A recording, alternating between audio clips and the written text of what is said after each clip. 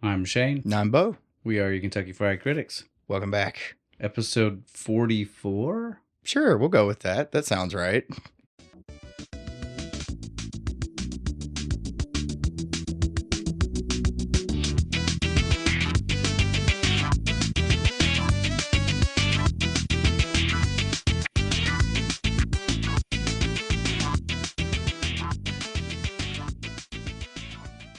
Everything starts to bleed together after a certain point. I mean, up until right now, really. Like, Yeah. we've been doing pretty good. We were pretty keeping up with good this. keeping track. And then it's like, man, we're getting... Man, the closer to the year, the harder it is to like keep that, right? Like, we gotta remember not to skip over 50. I was talking with someone on social media, and they were like, "Have you done this movie? Have you done this movie? Have you done this movie?" And finally, I had to decide to be like, "You can go look." You'd have to go look. There's too many for me to remember every one of them. I said, and then they were like, "Can't we just keep doing this?" And I was like, "I mean, we could play this game all day. I'm having fun, and it's inspiration for things that I haven't thought of." I said, Right. But at the same time, I'm not. I mean, I can't remember. I'm constantly having to look back. Right. I'm doing the research for you at this point. That's what I told them after a certain point. I was like, when you've got over 40, I said, there's a lot to choose from. Yeah. Take a look. Sure, you'll find something. All right, I think we can go ahead. Yeah, and since you already mentioned the social Instagram. media, so we can get these socials done. So we always start with our meta apps. The meta apps, the big three. That's going to be Facebook, Threads, Instagram, as Bo said. Yep. Those are all going to be Kentucky Fried Critics. No spacing, no hyphens, none of the fun stuff, no characters. No fun lore for it. It's just blah. Just a slash or an ad at the beginning. You know how it works, hopefully by now. Whichever one you see everybody else using. Pick your favorite. Right. Well, that might or might not get you to the wrong place, depending on what app. You might be finding somebody that's using the at as part of their profile name and then just getting the wrong people. Well, maybe you'll make a new friend. I don't know.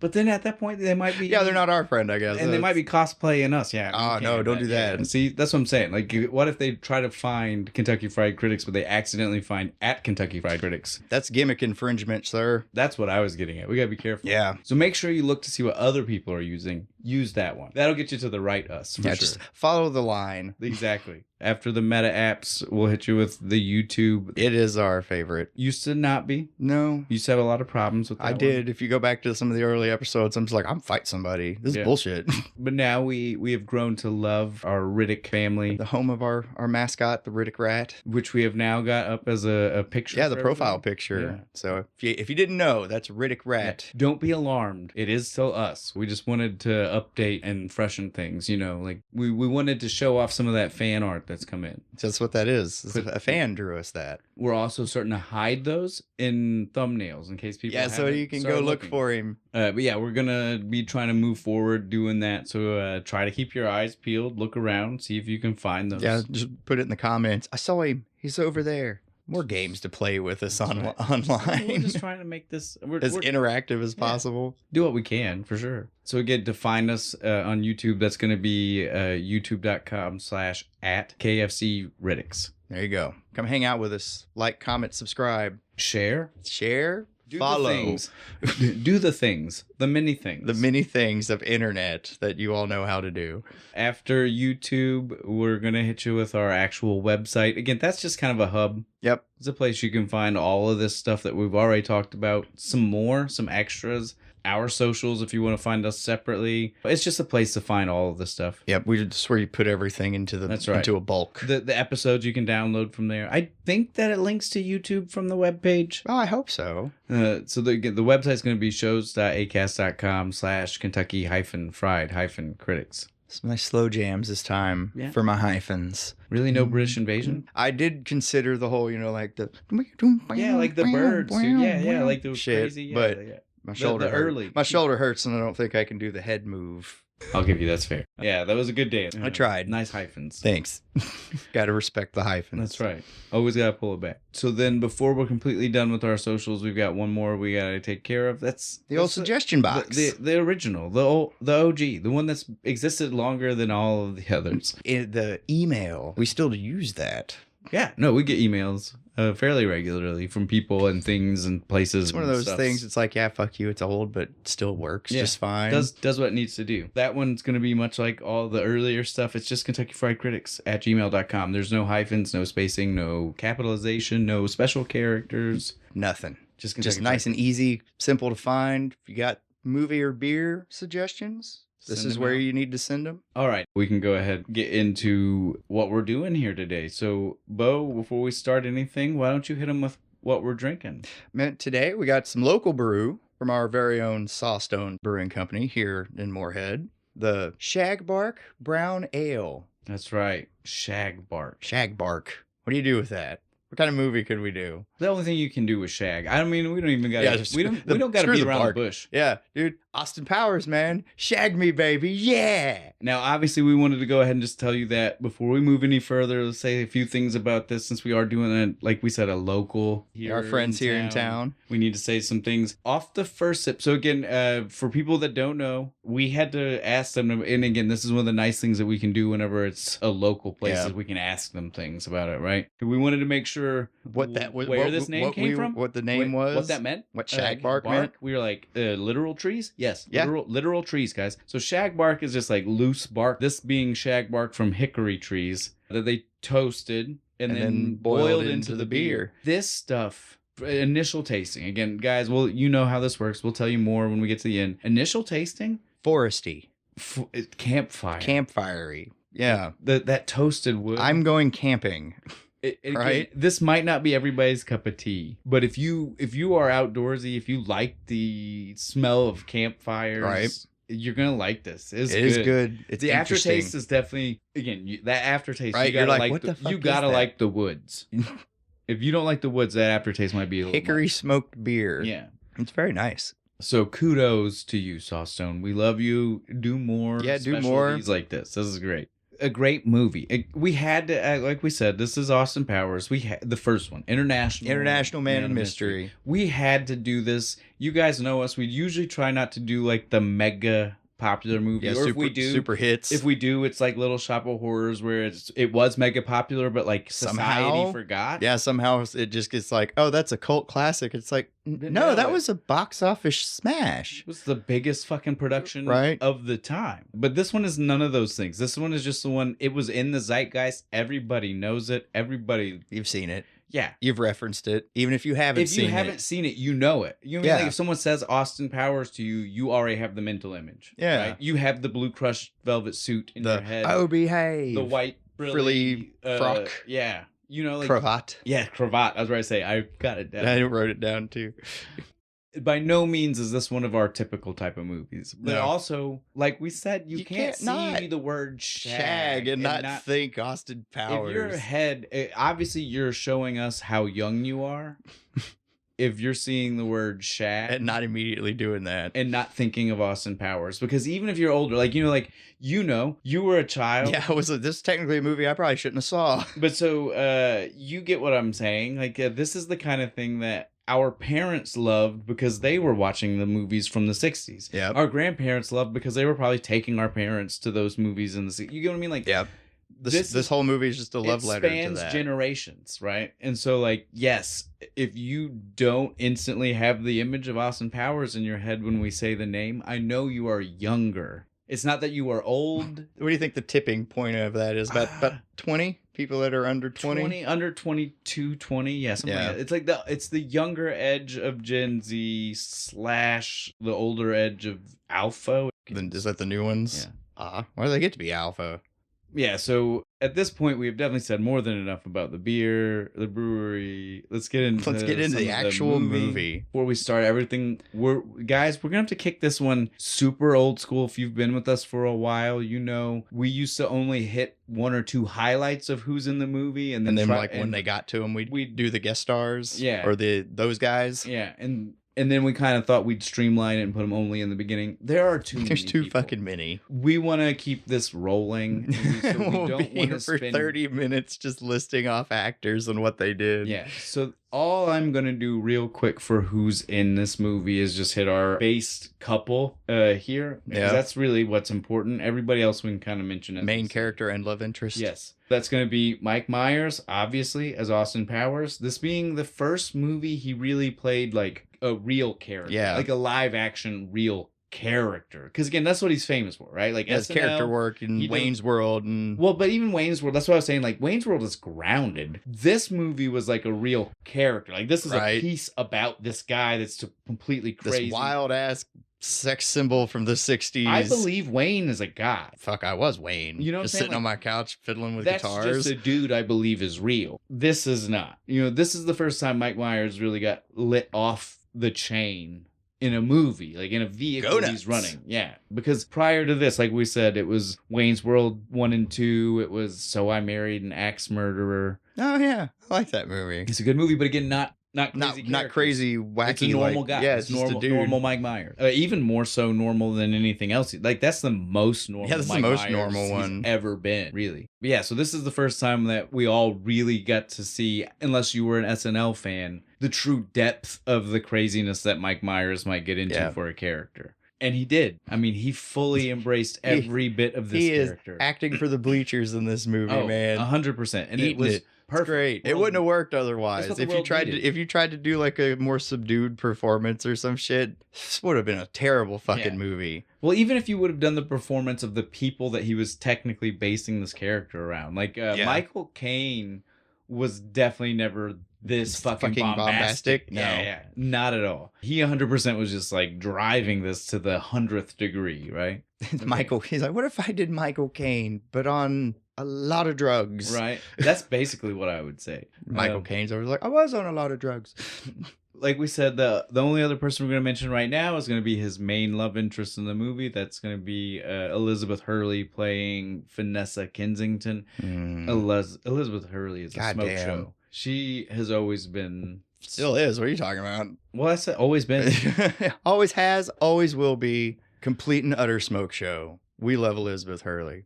My earliest crushes, man. Dude, I had the Austin Powers poster with her on it and shit. Fuck yeah, dude. But like we said, we'll save everybody else. I guess we forgot. We can go ahead and say this. Mike Myers is also plays Dr. If you don't Evil. know, if you are of that super young generation, if you're 10 and you haven't seen it yet, he has a dual role. He plays Dr. Evil, the bad guy, antagonist and protagonist. That's right. He gets to fight himself, basically. And we all want to do that at least once, right? Everybody else, like we said, we'll save for you when we get to them. There's no real reason to hit everybody in the. A lot of them are like in the same room together, so we can get them in groups. yeah. Well, because again, usually they're here for. I mean, they are scene. These are real quick, usually cameos. Like these are this cameo. Right? Yeah, like, I would use that word. These are not starring roles. This is not an actor being in the movie. Yeah, no, most of them are just like, hey, they there are you essentially there to be a visual on the screen. Crack a couple of jokes maybe, and then they're gone. And then go away. Jesus, boy, what did you eat? Those are the kind of things. Yeah, those kind of things. All right. On that note, since we're not doing anything special, we can definitely roll into it. Start the show. That's right. Start the show. Again, this is the movie that started the franchise. I just want to point that out one more time in case you guys are looking at the wrong Austin Powers before we start. It's not. We'll get to those. We'll probably end up doing the rest of them at some point. Again, we will reiterate. International Man of Mystery. First one. Make sure you get the right subtext or whatever the fuck. Because if not, you're in the wrong place. You're watching the wrong movie. You have no idea what we're talking about. All right. So music. You know, dude, this is the most 60s spy movie fucking music. It's tons of British invasion. Right. Because again, he is swinging, and it starts off with that. It gives you full tilt. We're going to be in this world. We love it. Yep. And just be ready for lots of it.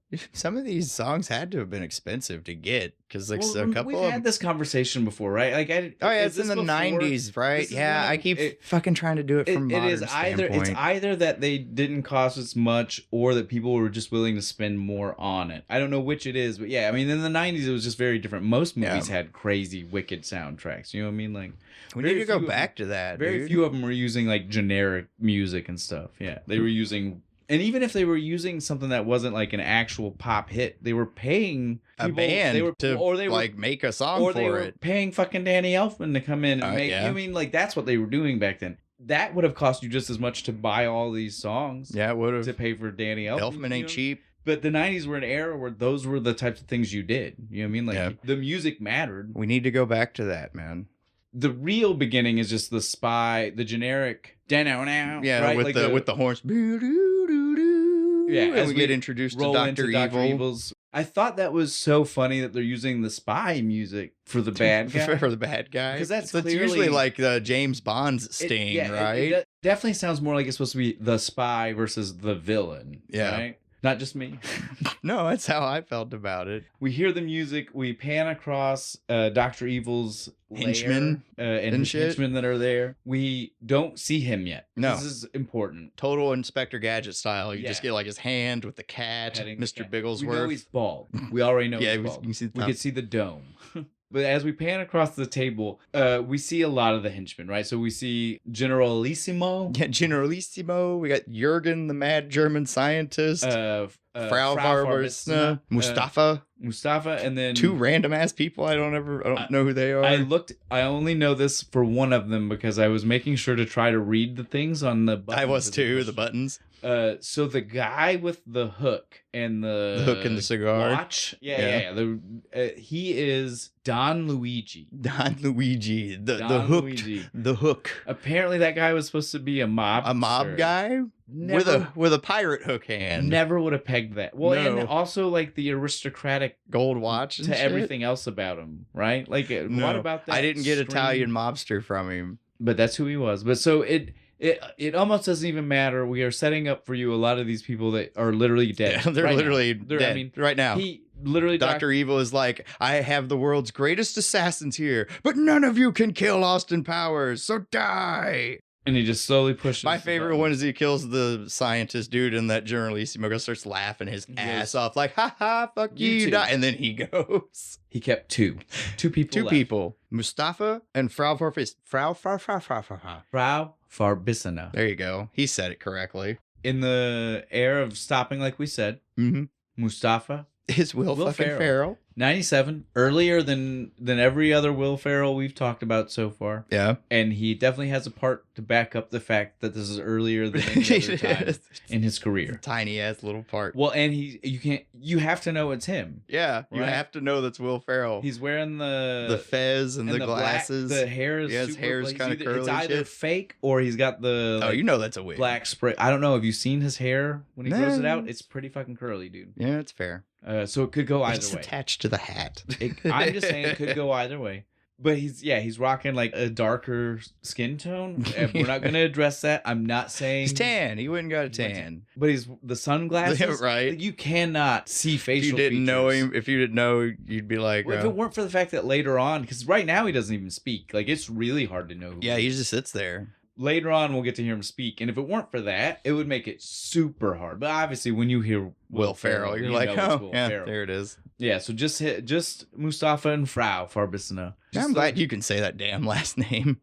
Farbissina. Yep, that's it. That's right? Okay. Yeah, it's just those two. He says because they're going to be the ones that he trusts to take out Austin Powers. his rival. Yeah. Right? My question to you right now becomes, is his plan already to freeze himself? Because as a kid, I always thought that was like a reactionary plan. Like that That's was what I his escape. thought. Like, that was like last ditch. Oh, I'm fucked. I got to get out of here. But this scene would lead you to believe he's already setting things in motion for when he's not there. He really didn't have any good faith for that assassin that's about to come up here in a little bit, did he? Well, you know what I mean? Though? Yeah. Like, I expect that this assassin shall fail.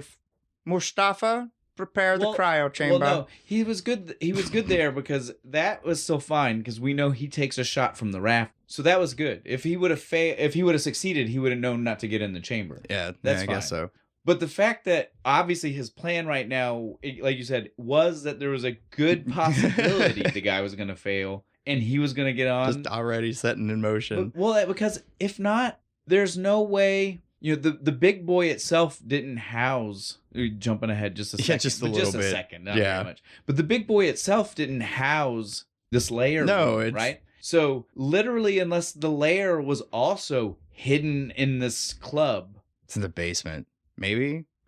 you see what I'm saying? It is super weird that the egg pod is in the club with the big boy on the roof. Nobody questioned that. Like, why is there a Frisch's big boy on top we of the need fucking to- roof? we We, need to- haven't even got to that part of the movie yet. Well, I mean, it's not that It's we like don't have a 30 lot. yeah, we we just have one little cut. We finally meet Austin Yeah. real quick, And we then get go there. our awesome theme song. Exactly. Like this is a scene where we can talk a little bit about it, but it's not like we're going to talk as long as it is. No, it's like 5 minutes. It's a long scene. He gets introduced. It's totally 1960s. Like if you've ever seen any kind of like 60s Technicolor dream coat type. Yeah. You know what I mean? Like Jesus Christ Superstar. It's All one that of shit. those type of like really long, bright, fucking song and dance things. Yeah. Yeah. Boo. Exactly. You know, all that shit. He's hiding from everybody. Yeah, all the women are chasing him and shit. And the hiding scene, the part where he's hiding, if you need to know what this is, if you've ever seen A Hard Day's Night, the Beatles movie, it's literally a scene from that. Well, it's not exactly, but that's what they do. It's they just hide scenes behind of the them, magazine. Well, yeah, it's them hiding as like the throbs of women go chasing after them. Yeah. That's what it is. It's Yeah. Austin running from women, and then there's like a parade. My favorite is the parade. backflipping cop randomly. Well, all of the cops. Yeah, he's There's just over. He's two of them. all standing there, all official for a second. The parade comes, and he's like, "Oh, sweet parade, backflips." There's actually two of them. If you see, one goes one direction, another one comes off camera. And Yeah, flips that other across guy the other comes way. in. No, it's a cop too. Oh, is it? That's what I'm trying to tell you. They're both cops, man. Both of the cops are flipping. See, the cops in England are way more fun than here. They get in on it. The guy you can't tell until he stops, and that's the problem. Is Yeah. that when he's flipping, you can't tell that he's. And by that point, Austin's the main thing in frame, so you're not paying attention anymore. Yeah, and then Austin gets his chance to flip, though, right? Yeah, he goes and does the flip into the shag wire as Mrs. Kensington pulls in, right? Gets away from the mob finally. This car is amazing. I love this car. It's a Jaguar. Give me a second. I had to look it up. You know, I'm not a car guy. It's a Jaguar Type E. I love this thing. Dude, with the Union Jack fucking paint job. I don't even care if it's got that. I just love that tiny like that tiny little grill that looks like air a mouth grill almost. thing. Yeah, I love that look on a car, dude. Plus, I'm a short guy, and it's super low to the ground. It's a very short car. It would make me feel tall in comparison to most other cars. Yeah. Yes. So yes, I would not fit in this car. I have very probably. vain reasons for appreciating this car, but I do appreciate this car very much. I got in this car, like my knees are like up in my chest and shit. Yeah, so he flips into the car, lands perfectly in the passenger seat. He's slick. I want to say very forward of a man in the swinging 60s to let the woman be driving. Yeah, right. He's totally fine with having Mrs. Kensington. But before we get into the rest of this movie, where he is not a very forward, right? Man, this is about as far as it goes. It really is. But I'll give him the couple of points there because he needs them before we start to get into the rest of it. He definitely, he is a product of his time. 100%, 100%. Well, even some of that. We'll get there. Even some of that. Yeah. Once he gets in the car, though. Instantly, I mean, as soon as it's in the car, seconds, right? They kind of talk for a second, and his communicator is doo. I have such a problem with this thing, right? This is supposed to be the 60s. Yes, this is two-way communication via video in his car. Yes, on a legitimate television screen. I mean, there's no. Yes, it pops out of the it just smooth, pops down and there's like a screen. The smooth, right? Where's the camera? What's getting live feed from it? In the 60s, cameras were huge. Now, I will say, I thought the same thing too when I watched it the first time. On like the second or third watch, I did notice though that it could just be that it's playing a video. Ah, yes. That's still crazy because how did he get delivered it? What is the formatting? Who made that? I mean, Super 8. But again, how did it get? Again, that was a live message just recorded for him then. Messenger pigeon dropped delivered it into the car, and Mrs. Kensington caught it and threw it in. Well, spent 10 minutes feeding the tape through the thing. I found one solution, but it caused its own problems. Is what I was getting at. But so if you do watch the clip, though, at no point does he speak to Basil. The only time he speaks is at the very end when Basil's finished and he's like, "Oh, of course we'll go." Which could just be an exclamation. Yeah. Not necessarily. So it could not be two-way? It might not be two-way. But that doesn't cause any kind of real solution because that still isn't something that could have existed in 1967. No. We will bring up later the only reason I have an actual problem with this being in the movie. Because if we're just going by 60 spy standards, that's fine. Yeah, that's totally fine. James Bond had way crazier shit. I've got no issues with this being a 60s spy invention, right? Later, when we hop into the future, I have an issue. I have an issue, and I will address it. Right, and it comes back to now. That's why I wanted to thoroughly make sure people understand what we're looking at right now, because later on I have to move off. It's gonna make me mad. It's gonna make you mad. So he does it. He gets to hear all the stuff from. Hello, I'm Basil Exposition from British Intelligence. I love this because it's the reason why I know exposition as a word today. Like, right. I know this because, again, like I was like 13. What a weird name, exposition. When this came out. And so then when I actually did get exposition as like a vocabulary word, I was just like, I know and that I word. made the connection. Oh, because that's what he does. He gives us exposition. And then I was just like, ever since that 13-year-old had that click moment, I was just like, oh my God. And so like literally like if I see the word exposition, I think Basil. Basil. Yes, he's the poster child for exhibition. It's true. It's instantaneous for me. It's just automatic. I can't help it. That's fantastic. But yeah, he starts right now with his exposition. And one of his funniest pieces of exposition is the fact that every time he talks, he has to remind you that his name is Basil Exposition. which is exposition in itself, because at some point you do know him, so he doesn't need to tell you that. Yeah, but every time he tells calls, you like he's telling you for the very first time. Because, and then, technically right now we have no way to know for sure, because he says it to Austin, right? Would you agree? He sounds like he's in this video like it's the first time, like he is saying, "Hi, Austin." Could be his first day. It could right? be, but we don't know. No, but then later it's every freaking time he calls him. It's just like, hello, I'm Basil Exposition from British Intelligence. And so it's like, oh, that's just how he introduces himself. This is what he does. But yeah, so Basil tells him that Dr. Evil has a trap set for him. I wrote it down. I got it. At the Electric Psychedelic Pussycat Swingers Club in downtown London. That's a hell of a fucking title. In swinging downtown London. Sorry. Because it's the 60s, you see. You have to make sure you drop the word swinging. Yep. As many times as possible. And this movie will not let you forget. No. Now's when we finally get to see our shot of the big boy. Like we've already talked about it. Yeah, they roll up to the building and there it is. We talked about how weird it was, and it is. It's very weird to see. Because you got this cool club thing, Big Boy is an American invention. Big Boy. It would stand out like a sore thumb. It's like, why the fuck is that? To see a Big Boy in London in the 60s. Like that. Right. Like this is when Big Boy wasn't even all the way around the country in America. Oh yeah, that's a good point. It's been really crazy in the 60s. To see that. Oh, I'm telling you. And on top of that, let's point out, so Dr. Evil is American. Yeah, because he talks like this. But later on he tells us he grew up everywhere else. But I mean, he had to have been in America. Like right? Yeah, the accent. He has the fascination with Big Boy. Yeah, because he looked out from the orphanage window every day and saw the big boy with his massive hamburger, and I thought to myself, one day, dear Evil, you shall have your big boy.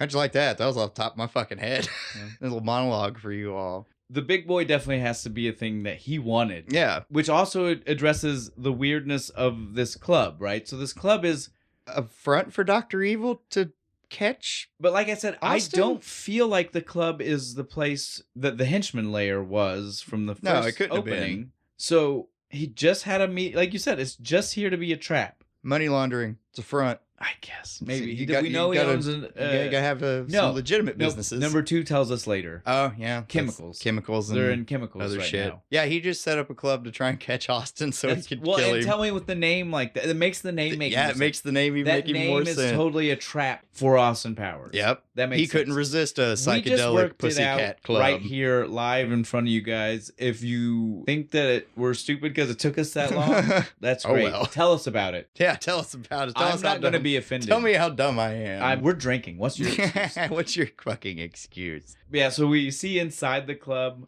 One of my favorite things is that as soon as they walk in the door, Mrs. Kensington is now in her leather suit. Yep, in her leather cat suit. Did she change in the drive, right? Because she was not in the leather suit. No, she had like a little kind of blouse thing on. So did she change during the drive? Yes, in that convertible, just going down the road. I'm telling you right now, out. Mr. Kensington is a very jealous man, I'm sure. Right? He has to hate Austin. It was the 60s. They were probably fucking friends. He was like, I know you want to fuck my wife, but she'll never do it. This scene also sets up for us that much like the beginning gave us the crazy dance number, we now know we're going to get random interludes of like quick cuts of 60s. Austin being silly. Yeah. Because this is one of the That's first how the ones. scene transitions. Yeah. Well, this isn't the transition one. No, but this sets it up. Yeah, well, this sets up that we're going to get more of it. Because he's just walking around the club, and instead of just letting us see him around the club, they're like, hey, here's him over here. Here's him over here doing this. Hey. Here's him sitting beside Andy Warhol. Where did that come Andy from? Warhol, he's painting the swirly chick on the floor and shit. That was so random. Andy Warhol. That dude, the guy that cast for that was really good. He looked just like him. And then he immediately punches a woman. This was so Austin. insane. He literally... Why did you punch that woman? He literally just looks and says, I've got an idea. Right? They finish dancing around the club, looks at Kensington and goes, wait. I've got an idea. And just whips around, punches the waitress in the face. Again, until he says this is a man. So for 30 seconds, Kensington is literally just looking at him like, your idea was to punch a woman? Right. Your idea was to punch a random woman. Right. He was just like, why? He's just like, because it's not a woman. It's a man, This ain't no woman. Rips the wig off. It's like... And totally different. I love the totally switch. different. He's holding a chick. And then you can see her in the background. Yeah. If you really pay attention, she's there. You guys probably aren't watching this back to back 3 times like we do for these things. But yeah, when you're going back on a second viewing right after one, you kind of are like, oh, let me see if she's you see there. her walk up and everything. Right. Like, I mean, it is a woman the whole time. It's a woman. He punches a woman, and then when he hits the ground, it turns into a dude. Yeah. It's a great switch. I love it.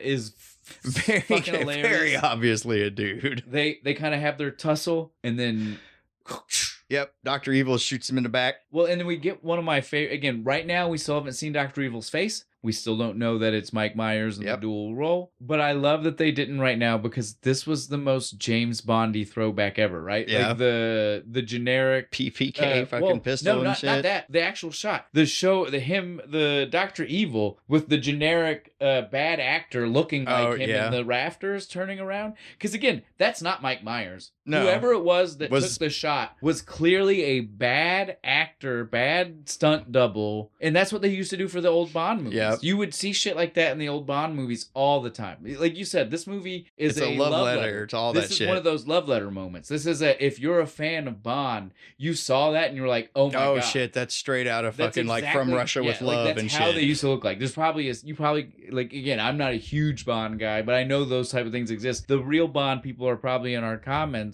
Right? Like, it's this scene. Movie. Yes. It's this scene from this movie with these people. And go on. Tell me. Let us know. I have not seen all of them. I've seen a few. But it's been a long time. Mostly Sean Connery. I've done a lot of marathons of these things. Yeah. So again, a few Roger Moores. So usually when I see them, it's hard to keep things separated. Oh yeah. Because I marathon them. So it's like, man, like, I couldn't. Which ones did I fucking watch this time? Unless it's a new actor, it's pretty hard to separate. You know what I mean? Like they all kind of bleed together for me. Like all of the Sean Connery is like a movie. Oh, dude, because there's like 10 of them. So yeah, I can't really. So by all means, tell us if you know which one it is, because that way it'll make it easier for me to go back and find. For real. As mentioned before, I'm the kind of guy, I don't normally want you to help me cheat. So this time, I'm giving you the pass. Tell me where it is. So you have permission to help me cheat. All 25 Bond movies to find it. But there's a scene where somebody takes a shot with a sniper rifle and you can clearly see it is just a bad actor. It's not the actual bad guy. That's what I need. I need you to tell me where it's at. Now on to what you were saying. Yes, the next thing is definitely a hardcore Bond-ish reference. It is a Walter PPK, but it's not the same Walter PPK. Oh, it's not? Again, I had to look this up to make sure. I would not have been able to tell you this. Other than the fact that obviously this is silver plated and he usually uses, or stainless steel, and he usually uses the black. This is the PPK-S. Oh. I only actually know this. I wasn't trying to look up the gun. You know, like I was looking up goofs and things like that. This is listed because it's an anachronism. Because the gun they use is the PPK-S, not the PPK, which is what Bond. Yeah. The PPK came out in the 30s. Yeah, it's an old gun. The PPK-S is the sports edition. It's got a slightly longer magazine area, so you can get one more round. It came out in 1969. 2 years after when we're this movie is supposed to be historical inaccuracy. Now that being this movie's said, ruined. Now that being said, I couldn't have told. I didn't catch it. I just would have. It looked like a Walther. Gun. Yeah. Well, it's a Walther. Yeah, it's a Walther. It's all I needed. It's just in case you guys need one more super gun snobs out there. In case you need the reminder one more time, the difference is a letter. It is the PPK versus the PPK S. It's a /S. S standing for sport. Because you get one extra round. Because if you're using it for sport, yeah, you want the extra. Yeah. Makes sense. Like I said, I'm not trying to split hairs. I looked at the two pictures side by side, and I was just like, silver-plated black. That's the main thing. Yeah, that's it. That's all I got. That's the same gun to me. Yeah. So, by all means, we were all supposed to, as an audience, look at this and go, James Bond gun. Yep. British agents use the same gun. All of them. It's standard issue. Well, now I want to go back and watch some of the Michael Caine movies. Because he did a whole franchise. Like, it was Harry something. Yeah, he did, didn't he? He did like 3 or 4 of them. And it was like, literally, these are those. You know, like, the look and feel of what Austin Power is more the Michael Caine stuff. The generic spy reference stuff is more the James Bond stuff. Yeah. But the sexy, and well, down to the haircut. Like, I mean, look at his bad teeth and his haircut. Yeah. That's Michael Caine, right? That's not Connery. No. That's not anybody who was Bond back in the day. That's Michael Caine. 60s Michael Caine, that's before he fixed his teeth. That's shaggy hair down across the forehead. You know what I mean? Like, that's who he is. Before he started doing his very, very posh accent. Yeah. I'd now want to go back and check his movies to see how many British people are actually using how many are using the Walther. Yeah. This is the other part where I wanted to, to get back to when I first started mentioning it. Was this an emergency contingency, or did he plan this, right? Because again, as soon as he made the shot, I always thought it was I have to get the fuck out of here. An emergency contingency, right? Yeah. My plan to kill him ruined. I have to escape. But if you just had to escape, couldn't you do anything other than freeze yourself? You could have just shot up into space and then came back down somewhere else. But he didn't. No. I want to be frozen for 30 years. And he appointed 2 people to go after Austin while he wouldn't be able to. Number 2 was running the business. Yeah, this is a stupid plan. It is absolutely moronic. Okay. But I guess there wouldn't be any. And there wouldn't be there would be no movie. I just want to make sure that we're on the same page with that going forward, though. That literally, this is one of those things where his plan was freeze himself in a big boy rocket in space. He planned this. Yeah. I want to see the storyboards. I agree with you. Right? Like, I want to see, like, the planning session. As a 12, 13-year-old, I was always like, oh, no, that was just like he emergency ran out, and that was his last ditch. I'm going to freeze myself, and then as an adult, you're like, that is stupid. This has just been his plan the whole time. That was what you were planning the whole time. The only thing that would have changed it would have been if the assassin would have succeeded. But I don't know what I think even. If the assassin succeeds, he doesn't need to do it. Well, no, that's my point. That's what I said. If the assassin succeeded, that was the only thing that would have changed it. He wouldn't have gone. Again, keep in mind. That's so stupid. Keep in mind, he's in the rafters. So right. He knows if he needs to get in the rocket or not. So that's what I'm saying.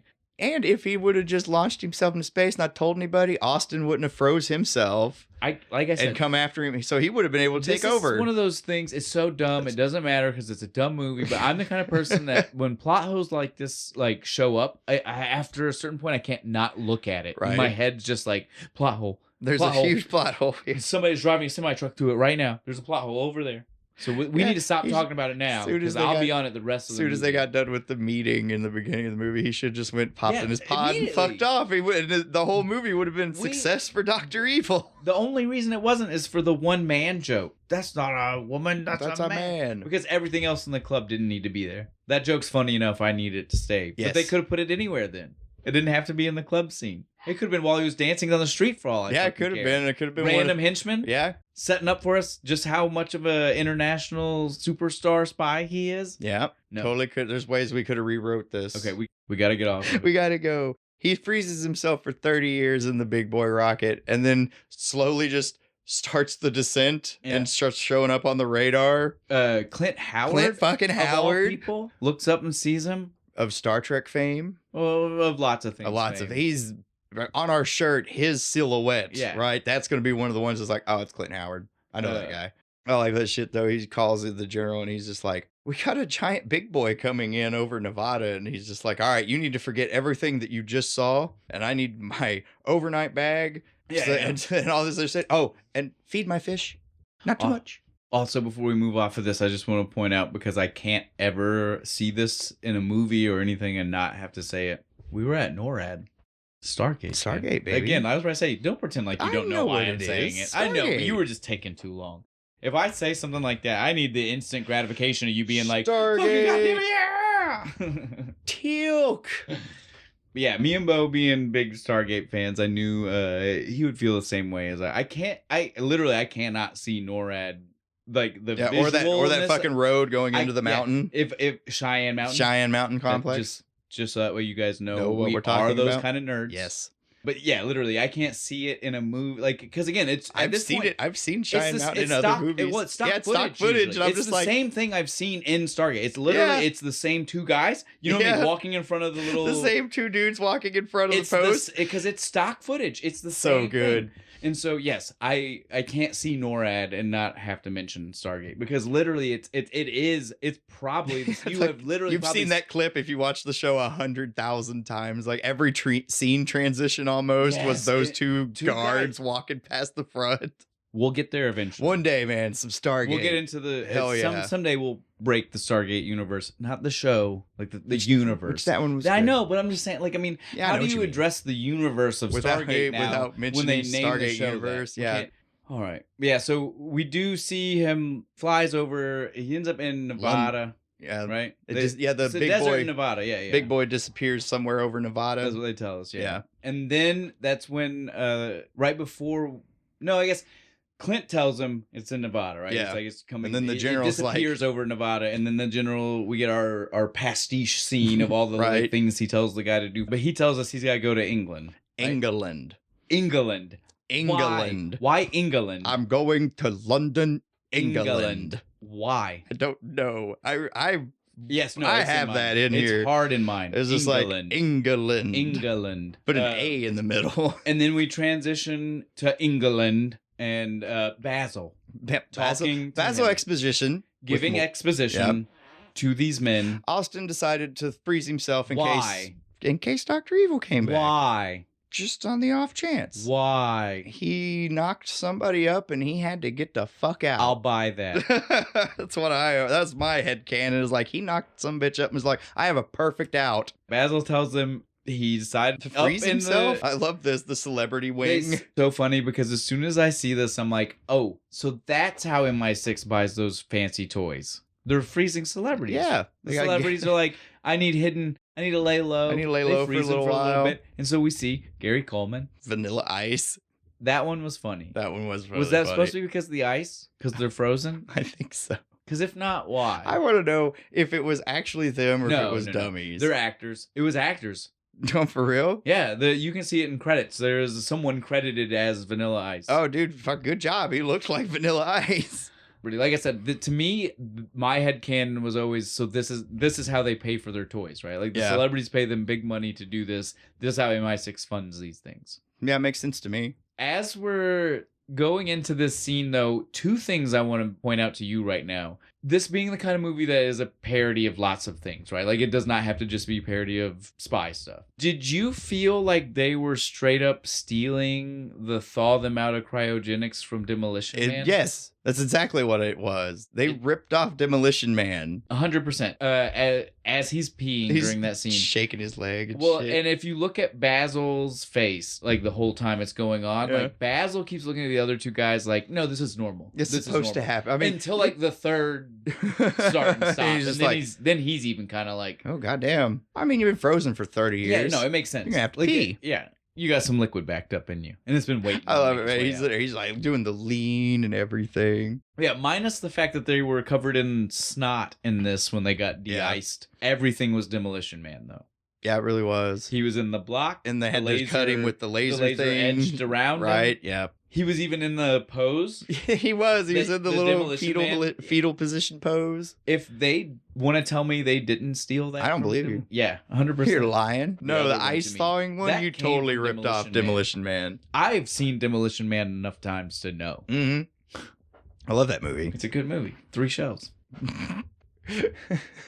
I want to point out, it was not until right now as an adult during these watches that I ever really noticed that Austin Powers' chest hair is a dick and balls. It's balls. Yeah. And a shaft. It really is. It's even ball-like. Yeah. But as a child, I never thought that. When I was a kid, I was like, it's a shaggy heart. I was 13. I was at the age you might start being like dick and balls. It's a dick. I never realized. As an adult, literally 2 seconds into seeing him down that thing and showering and shit, and I was like, it's a dick and balls. Bro, His I'm sitting here right now balls. just realizing it with you telling me. I'm like, it's a dick and It balls. is a dick and balls, dude. I was just like, yeah, fucking super fuck. My thing was like the hairs are like 4 feet freaking long and you can braid them. I never paid it. It is. He has a big hairy dick on his chest. But yeah, so as soon as he gets out of this, he is then awake, but we find out he's still kind of groggy, right? Yeah. Like he's not fully there, which is funny because that means he moved down that whole thing not being in any way coherent. Just right? bloom, bloom, bloom. It's a good thing he had those orderly dudes to kind of push him into the right spot. Now we know that's why. Yeah. He had them. And he can't control the volume of his voice. That is so funny. He just starts screaming. Who are all these people? And then the no inner monologue. Yeah. But yeah, so we find out that his new teammate is going to be Vanessa. Vanessa Kensington. Literally the daughter of his former partner, Mrs. Kensington. But this causes so many problems for me because, again, for us, we get it. 30 years. Yeah. You know, that's fine. For Austin's headcanon, 5 minutes ago, he was hitting on her mom. Yep, and then not in the kind of way where Austin might have done that. You know, I mean, I got no problem believing that Austin has bagged a girl and her mom at all. Yeah, no, I'm sure it happened. But not in this kind of manner. Not in the daughter didn't exist. and then 5 minutes later, he is now hitting on a fully adult daughter. Yeah, that's gotta fuck with your head a little bit. And he doesn't miss a beat. Nope, just immediately. He's hitting on her. They're like, the second she walks up. They say Kensington, and he goes, "Oh, Mrs." And they're like, "No. No, she's retired." And he just instantly is already on her. I'm like, "Goddamn. My God, Vanessa's got a fabulous body." Yeah. But she shags like a minx. No inner monologue. I hope I didn't say that out loud. Which is funny because he said that right after saying that he knew he had no inner monologue. Tell them I don't have an inner monologue. And it's like, I guess I just did. Shit. Hope I didn't say anything too embarrassing, right? My favorite is the Russian guy. When he's sitting there, he's like, "The Russians, are you out of your fucking mind?" And he's like, "No, the Cold War's over." He's like, "Oh, good. It's about time we showed those capitalist pigs what's for." No, we won. Oh, right. Smashing. Yay, capitalism. I love that part. It is a good joke, dude. I love we had to drop the Cold War because, again, this is a thing that... Yeah, in the 60s, it was in full swing, man. The world was going to end. We were all going to kill each other with nukes. And again, by 97, that's just... The Soviet Union was gone. And it was still a time we had to reference. Speaking of Stargate. Mm-hmm. It's still just an era we have to make that reference. That weird time when the Russians were kind of our friends for a minute. Anybody remember that? During this whole time, though, we also get a good zoom in on Austin's mouth a couple of times. Like, more so than we even got in the very beginning of the movie. Showing off them teeth. And Vanessa's face when she would see them. I don't blame her. Them some jacked up teeth, man. It's like the first thing she notices is those teeth. They're rough. And then he hits on her as soon as he's here. So it's like she has a bad opinion of him already. Well, they kind of imply, but they also show her literally even already right now kind of throwing the like sly smirk. Yeah, they're like, I'm gonna laugh it off. Yeah, exactly. Like, I'm not supposed to like it. Yeah, I'm not supposed to think this is charming. But I kind of do. Instantly, they're already throwing that type of stuff out. Because it's Austin, man. Well, he gets told that part of Vanessa's job is technically... to acclimate him to the 90s? She's technically not supposed to be his partner. No. Like, it's kind of weird that the movie just makes it happen. Yeah, just like how it happened. Like her job is literally supposed to be to acclimate him to the 90s, which later on is a whole scene about the fact she has not done that at all and is mad at him for the fact that he doesn't know.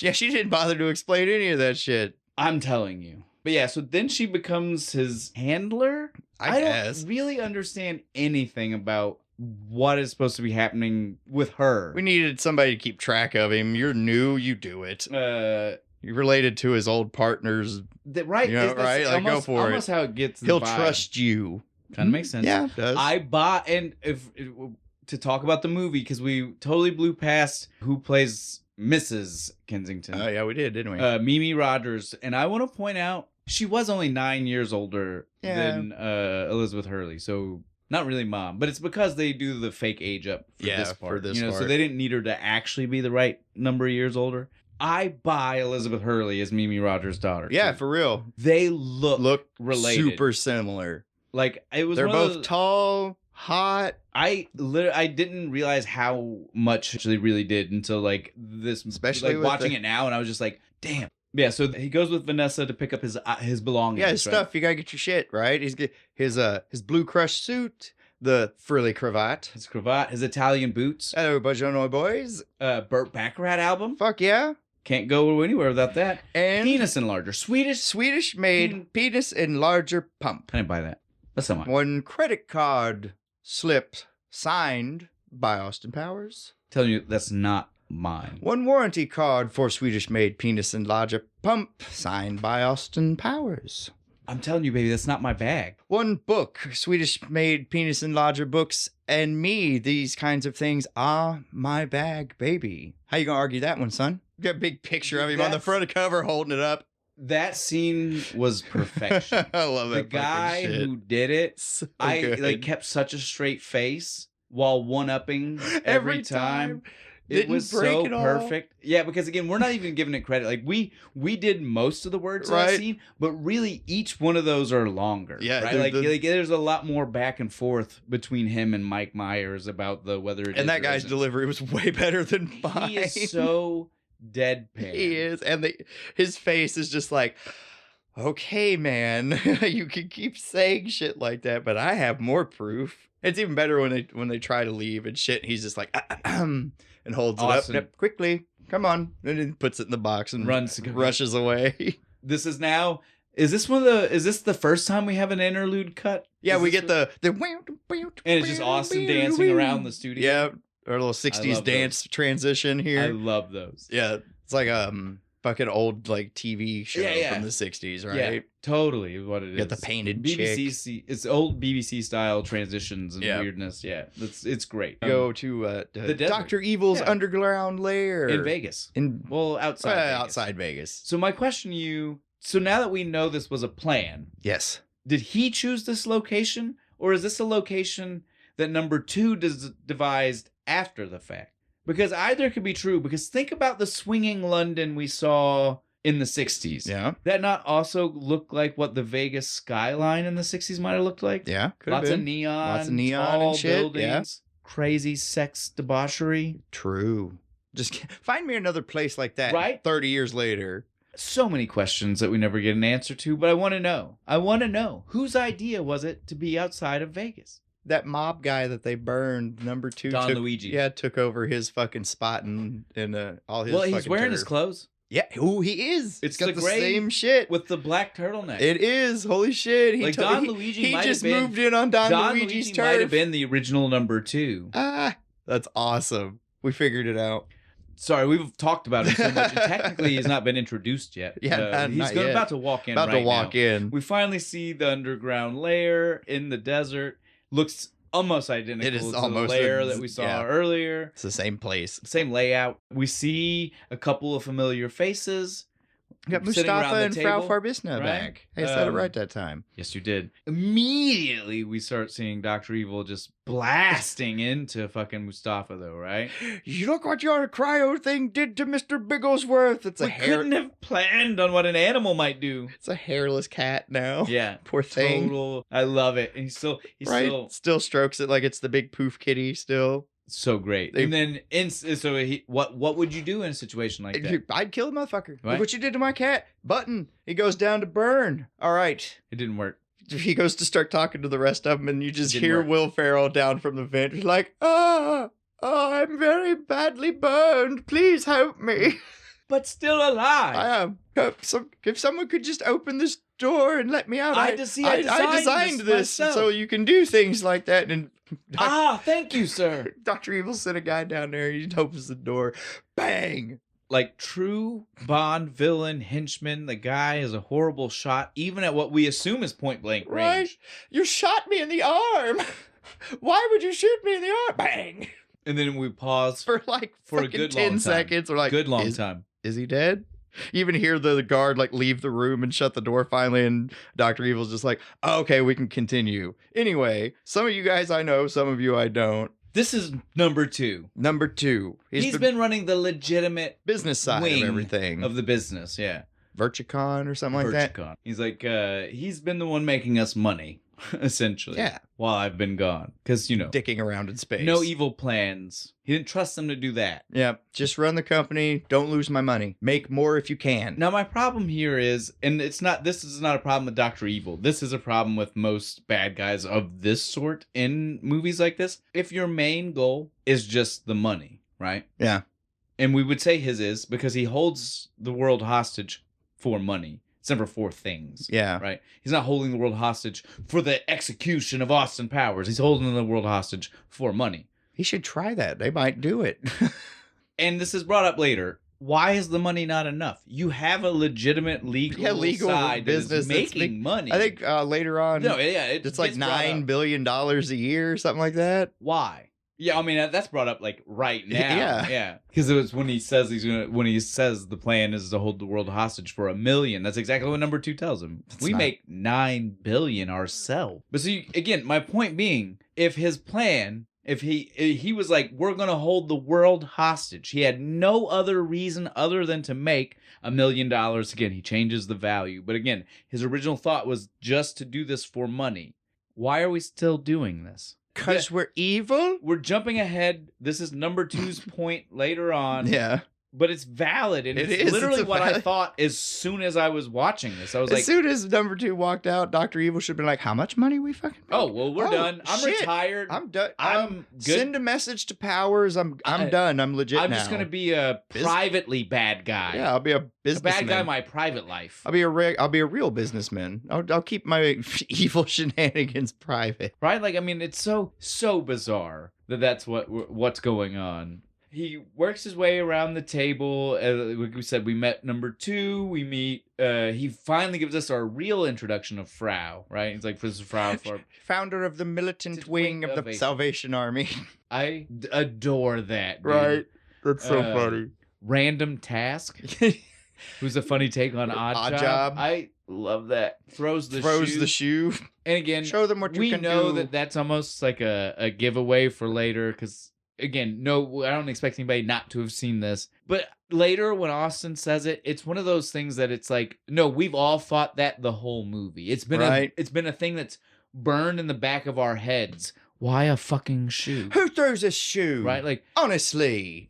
I don't even care that that's from the end. We can say that now. Right. It's one of those. That is a line I do all the time. If someone says something about a shoe, it doesn't even be thrown. I will say that. I will say that line. And then Patty O'Brien, right? Our last guy. Me Lucky Charms. They're always after me Lucky Charms. They all start snickering and shit. Frau trying to explain to him why it's funny is 10 times funnier than everything else in this fucking scene in the layer, dude. Her just like being like, the little guy, you know, the little leprechaun, and the children are like, oh, little leprechaun, give me your Lucky Charms. I adore and it. the dude's just staring at her like, yeah, just like, I still don't get it. I don't understand what you're talking about. I don't get it. What do you mean? The charms on his bracelet are literally heart stars and horseshoes. Now, number 2, this is when we get the real number value, right? Yeah. He says we own 38 or cable companies in 38 states. God damn, I don't miss the days where cable companies were that broken up. Yeah. 38 different you had companies. like your local cable company. Exactly. They also owned a factory that made miniature factories. I love that at least they didn't have to spend money on that. Yep, you got them for free. And then, of course, the money they spent building a laser. Yep, the laser. But so, yeah, number 2 tells us they moved out of dangerous chemicals. Yep. And diversified into these more places. legitimate business ideas. And I will point out, you can definitely, one of the Bond movies, one of the recent ones was about, or not recent now, I guess I'm aging myself, like the Pierce Brosnan ones, was about like a media mogul, right? It was the bad guy, right? Oh, yeah, it was. And so you could be a telecom business like they are and be a bad guy for a Bond movie. It's all that matters is if you got the money to fund your bullshit. Then he proceeds to tell us his plans, right? Like, you can tell as soon as he starts talking, Right. gut check to number 2, because he did. He did. As we find out at the end of the movie, he believed that Dr. Evil was going to hear about how much money and the things they were doing and be like, oh, yeah, I'm done. Good. You did a great job. But he doesn't. Pat on the back. He doesn't. He No. says, I've got plans for our evil company to do evil things again. First plan. Royal family. We got to set him up. We're going to make it look like Prince Charles was cheating on Diana.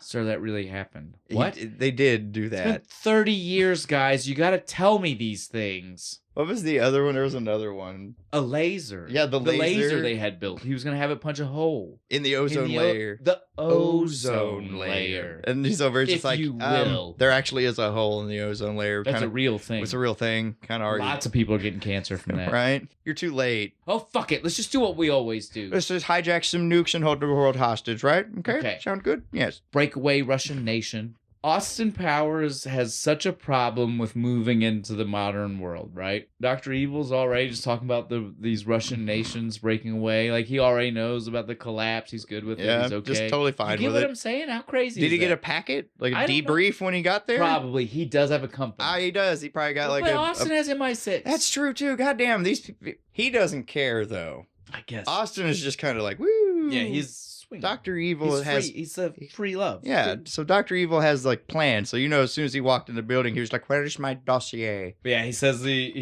they're gonna steal this thing, this missile from the breakaway Russian nation, and then hold the world hostage unless NATO is willing to give him, or each country, right? Yep. Was it each country? Somebody.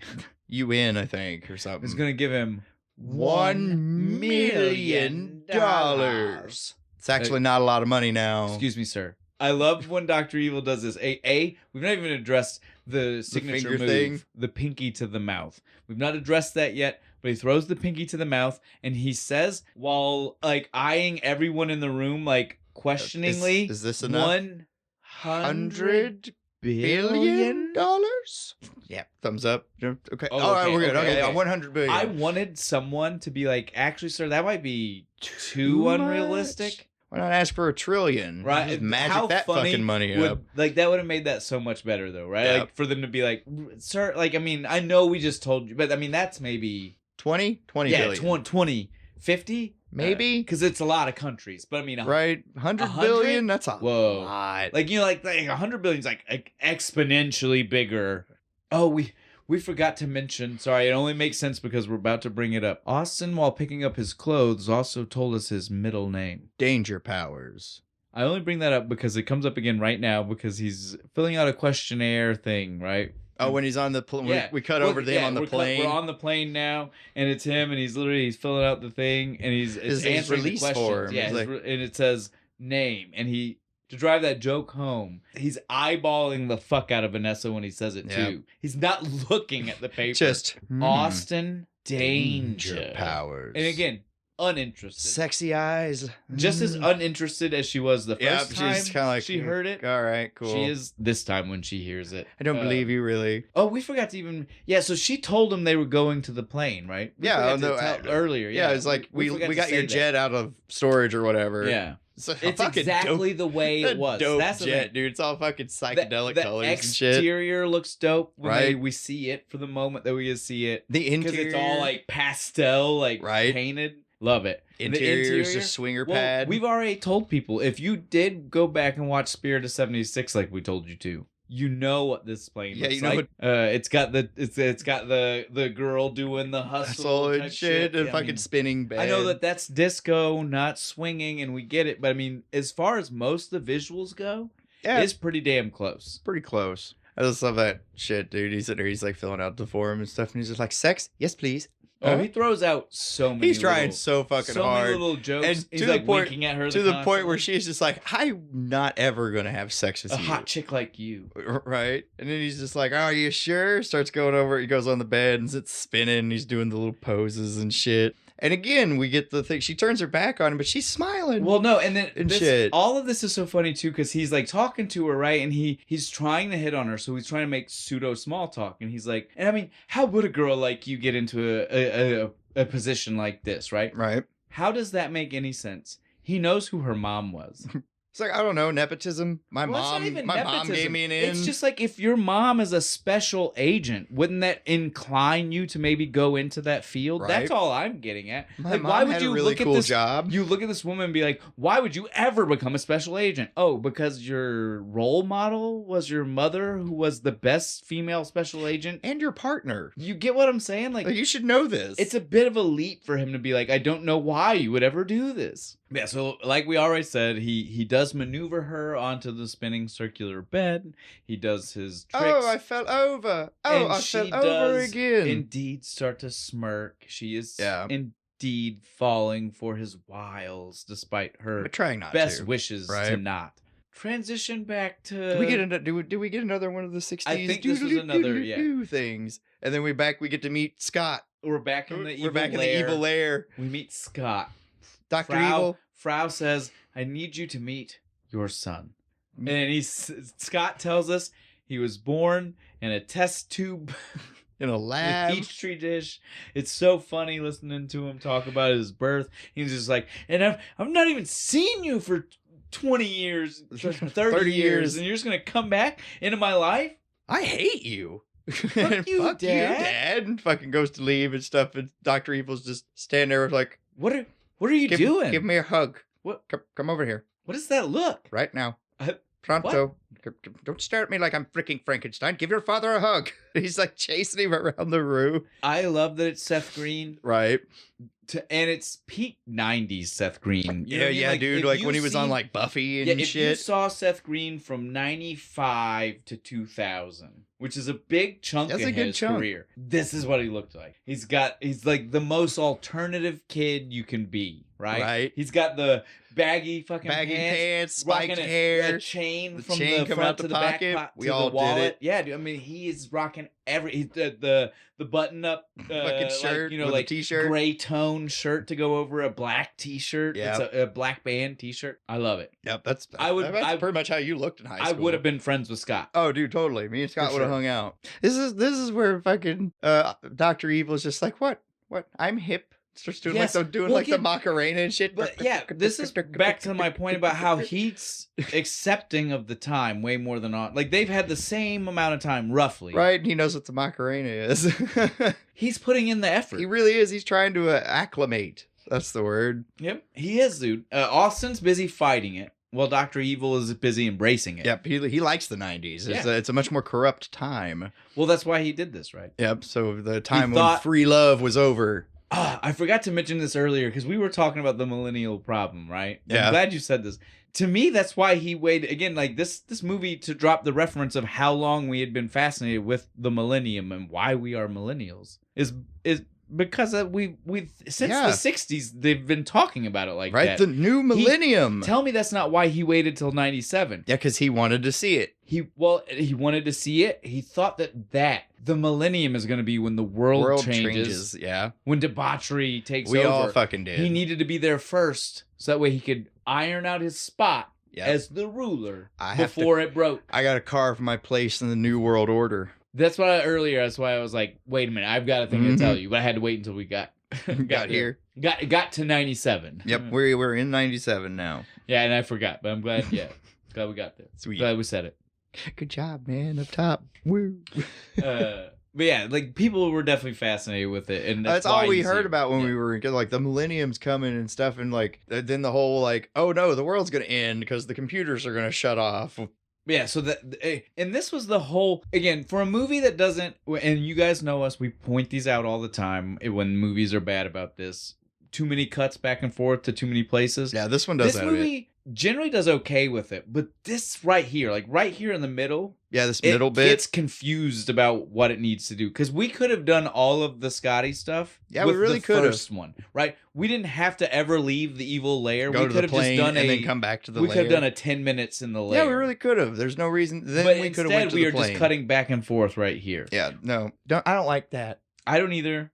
We're going to try to be past it. We almost are. After we get past this spot, I'm pretty sure it goes It does. It just cuts to the fucking Vegas, and we're pulling up in the Shagwire at the hotel. Yeah, but right now it does too many back and forths. Yeah, so we're at the hotel. He's unpacking. She's unpacking. We see Vanessa is anal, and not in the good way. Not in a good way. No, not that kind.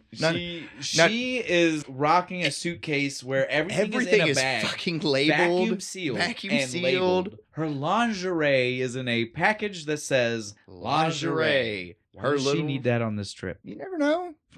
Might run into somebody. You're in Vegas. She doesn't like Austin. She's staying in a room with Austin. Bullshit. She works. Work is work. Sure. Tell me she's not that type of person. Why did she bring lingerie? Chick likes to feel pretty? I don't know.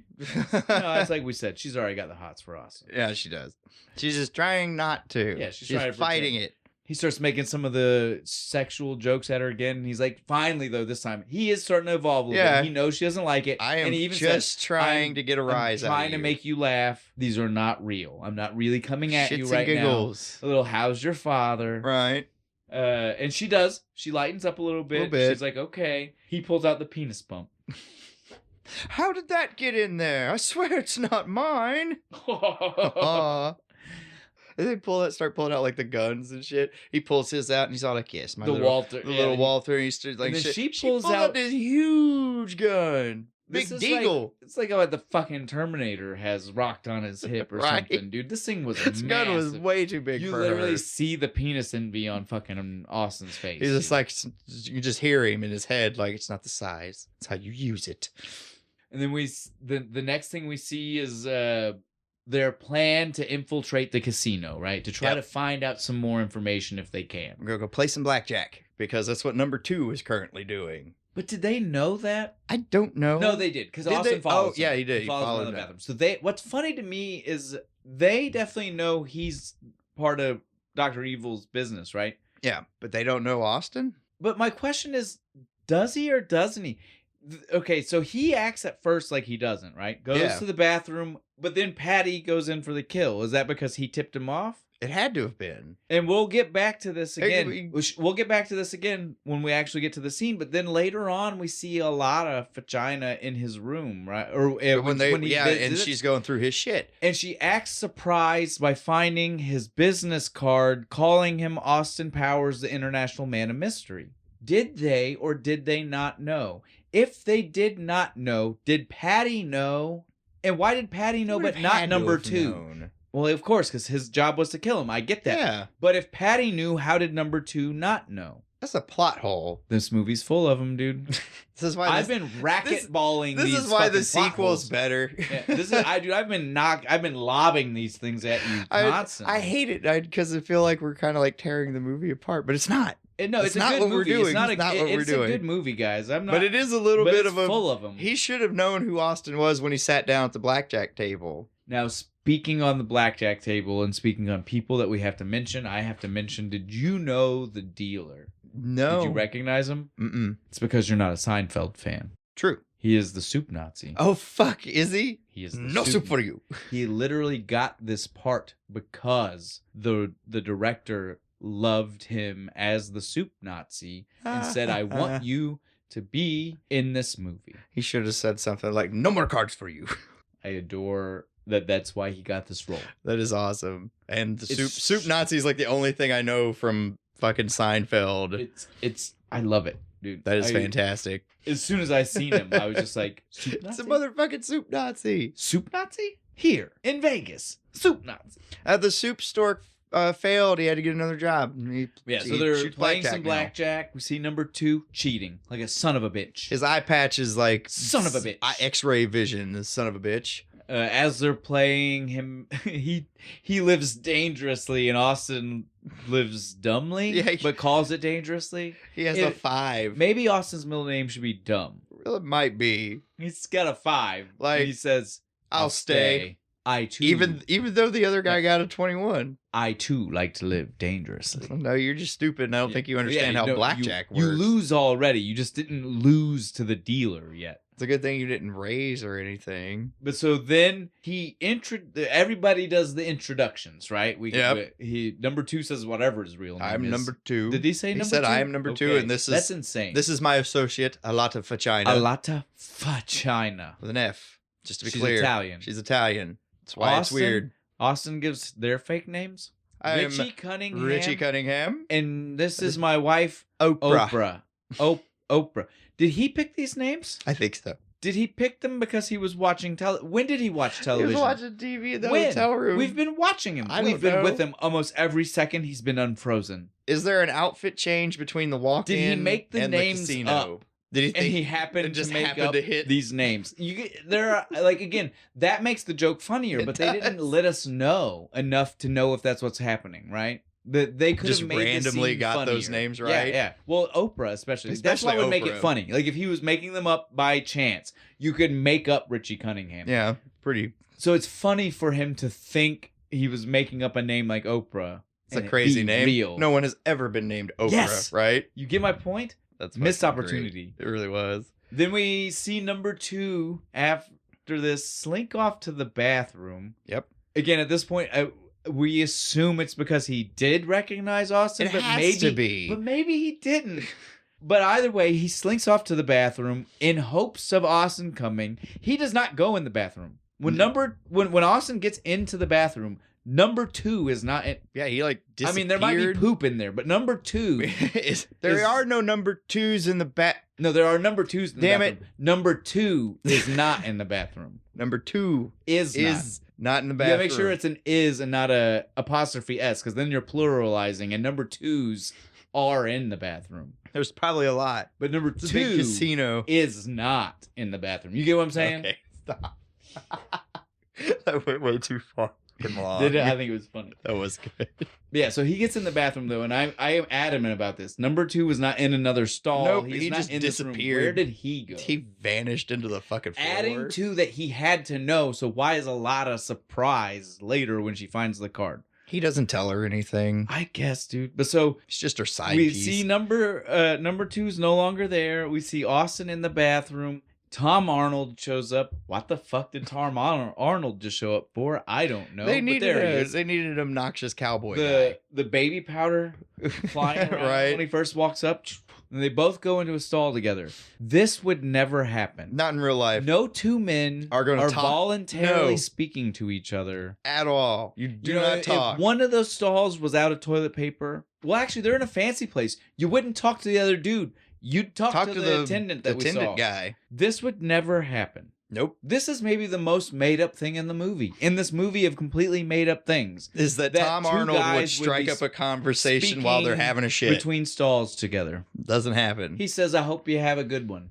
Right? Or I hope it goes easy. Or I hope it goes easy on you, man. Or something like that. Not gonna happen, dude. No. Guys don't do this. No, we don't. You pretend that there's no one else around you. You pretend you're the only. Mind your own fucking business. That's how you get through the moment. Exactly. It's awkward. Hum yourself a song if somebody's farting too loud next to you. For real.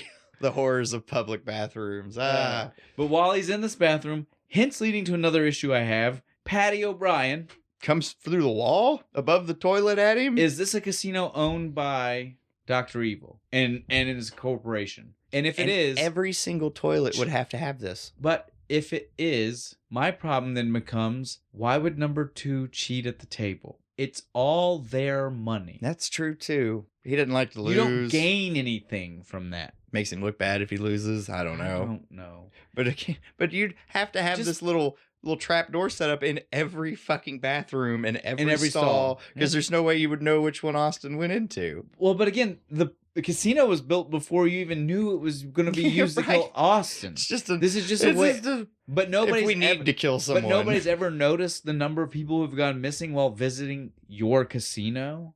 Man, this is a weird ass casino. Like people keep getting strangled in the bathroom. Again, guys, we're not trying to point out these plot holes because we think you shouldn't watch the movie. We're thinking too much. But we're being adults now and just realizing that this movie that we thought was flawless, is very flawed. But it's still it doesn't matter though. It's the still thing. Good, but flawed out the butt. Oh, you flawed could in a way you wouldn't expect a major motion picture like this to have been. Yeah, there's some huge plot holes, but it's like you don't care. even as an adult, they're fun to pick at, though. But Patty gets killed. Yeah, this is So so we gotta great. get back on He track here. he comes in and he's trying to strangle Austin and he's all the grunting and groaning and shit. And Tom Arnold's just like, "Hey, partner, it's all right. Just Courtesy flush. Just bite your lip and bear down. We're gonna get through this." I love when he yells, "How about a courtesy flush on that starting to sound pretty nasty. He does. He flushes, and that's what ends up actually killing Patty is the flush. His Lucky Charms. Yep. Goddamn, his Lucky Charms. And this is where we get the other. Goddamn boy, what'd you eat? Yep. Now we slide into the actual moment that Dr. Evil is talking to the UN. Yeah, right? the phone call, video call, whatever. Video call. Again, this is important to point out because video calls would not have looked like what they show him having. No, 97? Fuck no, it'd have been all fucking like really jerky. It would have looked like what we're going to see very shortly, which is why I still don't want to bring it up. But yes, it would not have looked like what we see here. Yeah. He has this call, though, and he's making the announcement, and he says, on accident, $1 million. And they all laugh at him. And he's like, at first you can tell he literally forgot. The head of the UN is another one of those guys. That Indian dude, you've seen him in a million. He's on Big Bang Theory. Yeah. He's Raj's dad. Yeah. But yeah, you literally see this moment when Dr. Evil, though, is not understanding what happened wrong. He's like, why are they he's laughing? Like totally in the wrong mindset for a Right? split second where he's like, I don't get it. I just threatened them. And Right, then he's well, like, oh yeah. The money. That's 100 billion. Sorry. That gets their fucking attention. Oh shit, now it's real. Oh, that's what I thought. You gonna listen to me now? Goodbye. And then we get the hide the penis gag. Fucking the little group laugh that they do. Oh, sorry. There and shit that goes on for way too long. We also have the moment whenever they call him Mr. Evil. Oh. I spent 6 years in evil medical school. You will not call me Mr. He earned that honorific. He did. He earned his evil doctorate, and you shall call him doctor. Sorry. Now we get the laughter that goes on too long. It's not my favorite type of gag. It's not, but it just peters out into the hoo-hoo. Then we get the penis gag, right? They wake up the next morning. And he's Vanessa's like she calls her mom and she's having breakfast and shit, and Austin's walking around bare-assed, fucking like holding up fucking shit. She's like holding up the sausage. He bites it and he's like blowing it's his up dick. a balloon. Right? I love this. It's so funny. The balloon might be later. The balloon is at the end, but this is where like. But you get my point. Yeah. We're setting up what will be a gag for all of the movies. The second movie's got the best one. Yeah, well, again, we've already addressed. It's the best period. I know. We don't need to keep saying it's got the best. I'll beat that horse to death if I want. But yeah, so this moment is setting up for us the many times that we're going to see this type of gag in this franchise. Not even just this movie. The hide the penis gag. The hide the whatever body part we need to hide gag. Yeah, it is so funny. This is the moment that we see Vanessa talk to her mom to try to understand. Again, she's still pretending like she's not attracted into him. To Austin, even though we've seen she is. She does a little smile. But she brings and up shit. the teeth.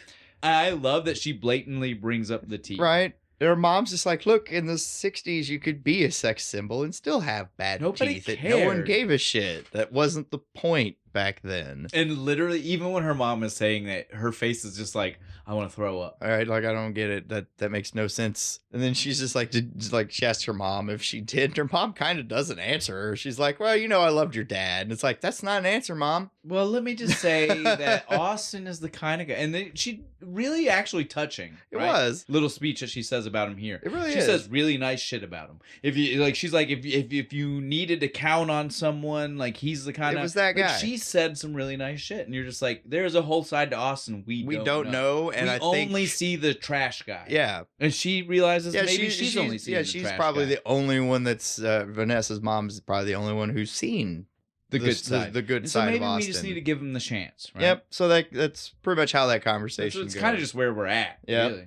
Then we see Austin and her are staking out building, right? She has the little binoculars. He pulls out the giant freaking telescope. Well, he's trying to, and it's for his camera. It actually makes sense because it's part of his cover. But he's trying to make up for the gun incident earlier. He is. I'm not trying to debate that, but at least it is part of practical, his cover. Right? But then he says the most outrageous shit, right? He says, oh, that's Bigglesworth. That's Dr. Evil's I'd recognize it anywhere. He has not seen this cat since the cryogenics the last time he saw this cat, it floofy. Had fucking hair. It was floofy and white. He would not recognize it. Just there so he can make that pussy joke. It is. It is only reason it's there. I never forget a pussy. That makes that joke dirtier. Because really it now means he literally means the pussy's pussy. Because think about it. What else would he be talking about since there's no hair? And it's a male cat. It's a Mr. Bigglesworth. Well, then that makes it even disgusting. You sick bastard. We have to hide the cats around Austin. That's what I'm telling you. Oh, no. But then he pulls out the camera, drops the lens off, and just starts taking pictures, right? He's like, hey, my Vanessa. God, Vanessa, you're beautiful. Let me see you. And she's totally she is so into it. She said, you got a camera? She is posing. She's doing the little... I'm pretty? You think I'm pretty? Right. I'm going to take you for a night on the town. Yeah. And then we get... And now introducing... Burt Baccarat. You got to do it the way he did. And now introducing the one Burt Baccarat. And then we get it the... What the world needs now is love, sweet love. No, not just for some, but for everyone. We don't need to go any further.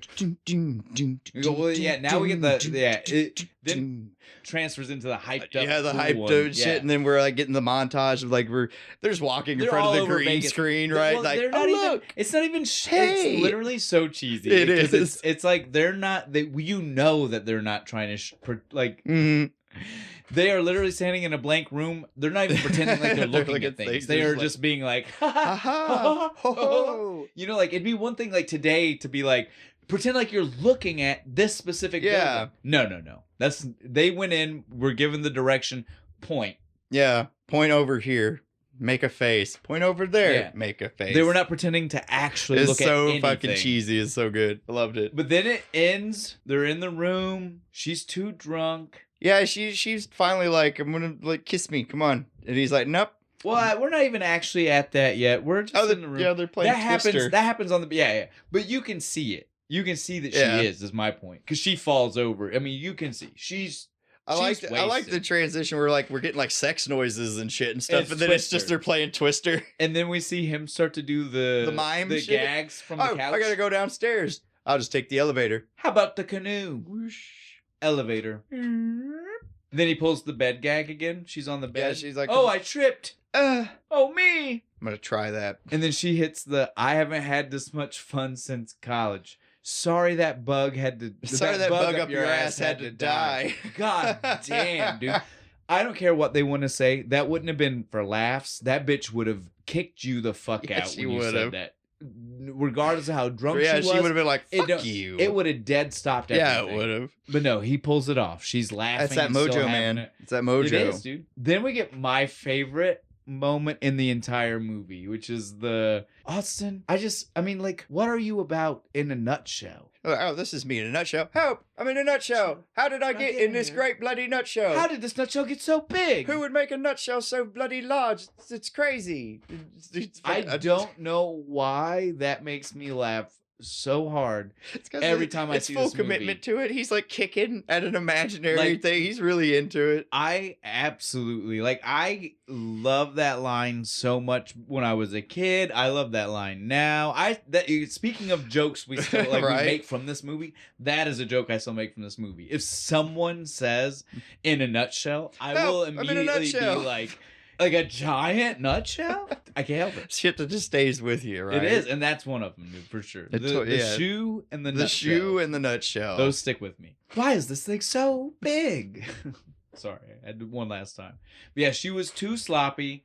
They're on the bed. I love Austin for this. Yes, this is exactly how you handle this. This isn't even growth Austin. No, this is how he probably would have handled it back in the day, too. It is, but I mean, we see growth Austin. We see the moment that causes it. He's not there yet. Yeah. He's not grown. He hasn't got to that. This is just how he is. Would not take advantage of a drunk lady. Which means any kind of influence. Or drugs or anything. He's not Bill Cosbying people. Yeah, nope. He is all about that consent, baby. He might like to be promiscuous, but everybody said it's okay. And in a clear state of mind. God bless Austin.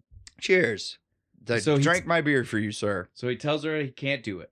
And she passes out. Probably. Then we hear the tone. Probably a good thing she passed out so she couldn't get too mad about being rejected. Then we hear that little tone again. Basil exposition. But this is the moment where I was mentioning earlier with the goddamn car that causes the car to be so bad, right? Because the whole point of that scene was to be like, this is the 60s and this is what he had. Austin's face as he opens up the computer is literally like he's astonished by what he's looking at, right? Like he's like, oh man, technology. Oh man, technology. But what we saw in the beginning was clearer, nicer, and possibly two-way communications. They actually fucking used a real laptop, I guess. Because that 90s fucking motion capture video or whatever the fuck. This was so pixelated, so bad. It was definitely a video because you could see the play bar. Yep. So it wasn't two-way communicating. Nope. 100%. Again, the one in the beginning, ambiguous. We don't know. Yeah. This one, definitely not. It was a video. And it looked bad. But the main problem I have with it is that they told Mike Myers to still play it like he was seeing something groundbreaking. Right. Austin is looking at this computer. It looks worse than the shit you had in the 60s. Looked way worse. And they have his character looking at it with that like, oh, wow, look at this. Weird, and I'm like, no. You should be like, why does this look worse than the shit I had back in the day? No. I had one more? No, that was it. But I had so much of an issue. Again, like this, like I said, the issue I had with the beginning wasn't even the spy part. This part made the problem with the beginning. Because it's just like, that part can't make sense if you want me to see this part. Because this part just makes me realize Austin should be saying, what happened in 30 years? We went backwards. Right? No, you know what they should have done in the beginning bit? They should have done like Basil in like a black and white with some grain effect and shit to give it kind of like that old school 60s feel. Then when we got to this, you would have been like, oh, okay, I'm not going to, because that's how our shit looks. At least it was colored. Yeah, at least it was colored. Nope. They just literally gave him a better looking piece of footage in the beginning. And a worse one on the computer. They wanted to use the computer. I understand stuff. At the end, we see it on the kickback phone, and it's fake again. Yeah. So my point is, why is this the only one they thought they could get away with not putting a better video? I don't know. Because this is the one that probably matters the most. It really does. To put a real video in. Because this is where like this is the convincing scene of him believing the. Oh, I'm sorry. Okay. Let's get off of it. It's fine. So he gets told by Basil he needs to go investigate a lot of vagina. Because she might have blueprints or information about the plan. For what Dr. Evil's doing. So he's like, so he makes his way. Let's go. He gets there, breaks in. Successfully he finds the files. Yeah, he's got him out. He's proving why he's a good agent. Yeah, he fucks up a lot of stuff in between. But he is a good agent. Yeah, he's got the camera that's the little tiny camera, like a millimeter wide, tiny. I don't even know how he's pushing a button. He starts acting like it's a model. He's like, give it to me. Well, yes. Did you see the things he's flipping through when he's like looking for the Project Vulcan? Carrot Top movie. Yeah, I saw that. That is an evil plan. Another Carrot Top movie. I don't know if the world can handle that shit. But then he finds the blueprints. Yep. Project Vulcan. It's a giant missile that's going to be drilled into the earth, to the hot magma of the earth. Again, it's weird that we're making a big deal about this because we'd already been told, right? Yeah, I was like, I know the UN conversation. Yeah, we already I knew you had. That's nukes. where the magma joke came from. Was when he called the UN, right? Some of these scenes are edited out of order. I don't know, but so yeah, he totally finds this out. But this is also a lot of vagina walks in. Catches him, surprised. You think this is about to be one of those scenes from a Bond movie where she's going to try to kill him. Yeah. Never happened. No. They just get in the hot tub. So she is actually attracted to him? I'm so confused by what's happening here. Did they plan for this to be like she's going to try to kill him and then the rating kept them from being able to use the gun? I don't understand. Just so she could go through his pockets? Right, she literally fucked Austin Powers. She fucked him just so she could get at his wallet. Seems a bit extreme. To find out information that they already knew. Because again, she didn't know. I'm gonna go with that. Nobody told her who this guy was. Why is that helpful for the plot of the movie? Even we didn't need to see that that's what she read. We could have just left it. She found something. If that's how we're going to play we really could. If she didn't need to go through his pocket, it could have just been like, all right, well, he had to fuck his way out of this situation. Right? But that's not how we did it. They did it the opposite way. They did it. She fucked him seemingly for a plan, but now for no reason. She got duped into fucking Austin Powers. Go Austin. I mean, bitch was hot. Oh, do you recognize her? She was in something. Buddy, she was in a lot. Who the fuck is this chick? Okay, give me 1 second. I gotta pull it back up. It's been bothering me all day. Oh, she's in the Army now. Our last Pauly Shore movie we need to go to. She is Francesca, his girlfriend. His girlfriend. That's right. She is also in Summer School, which we've also talked about with Mark Harmon. She's the exchange student. Anna Maria. The foreign exchange student. I love that. I want to point out, I'll edit this so nobody's going to hear it. But you saw me. I was literally about to open this to look it up, and I fucking pulled that out my ass. Of your ass. Leave it in. But yeah, so she is definitely someone you recognize. But I will give you, I didn't immediately pull to those either. Right. But like as soon as I read them, and it's like, I have seen this hot chick somewhere. Yeah. That chick is hot as fuck. Yeah. And obviously been on the scene for a long time. Dude, that fucking scene in the hot tub, dude, like that was like the most paused fucking scene ever. This isn't saying it. I said to D, I said, so can we immediately address the fact that those are fake? Because the way they float's not real. Like there's a bubble in a saline bag that's pulling that up. One was up higher. It was like floating higher in the water than the other one. We're not keeping that in for sure. We can't be the kind of guys. I don't want to be mean to her. I'm not. Well, we can't be the kind of guys that are talking that in depth. Yeah, but that's super fucking funny. All right, but back to what we were saying. But yeah, so he's in the tub with her. Like we said, for some reason she still goes through with this. He even farts. Like she gives him some sake. She acts like it's the cutest thing. Yeah. How dare you break wind before me? This is why I was bringing up to you, like, the sake scene almost seemed like she was supposed to be poisoning him, but they didn't tell us, right? Because she even asked, "How are you feeling?" immediately after. Yeah, like in a Bond movie, he's going to sleep. He's going to wake up in like the laser chair. So did they just? Was that what happened, but we didn't see it? And the poison didn't work? Didn't you work. Know what I'm saying? Like, he spent years building an immunity. And all it did was give him gas, indigestion. It just made him fart. But I feel like that seems incomplete. Yeah, me too. I do like his little poem after he farted, though. He's like, pardon me for being rude. It was not me. It was my food. It just popped up to say hello, but now it's gone back down below. Yeah, I'm just literally staring at they already knew he was Austin. What was the fucking significance? What the fuck was the point of this? Yeah, sorry. Scene transition. Scene transition. She did indeed. Well, I mean, we'll address it more in a minute, but she did indeed have sex with Austin Powers for again no reason. Scene transition. Fembots. I love the fembots. I feel bad for these guards, though. She calls them replicants. So is this movie in the Blade Runner universe? Ooh. She literally... The only time I've ever heard the word replicant is in Blade Runner. These are the latest in replicant technology. Specific kind of robot to Blade Runner. It really is. And that's exactly what she says so when they walk out. So this is like just Blade Runner before? This is before... Like they started this is Blade the precursor. Runner? They started it? Oh God, it's all Dr. Evil's fault. It's Virtucon's fault. Their company started the world of Blade Runner. Well, then we wouldn't have got that movie. So thank you, Dr. Evil.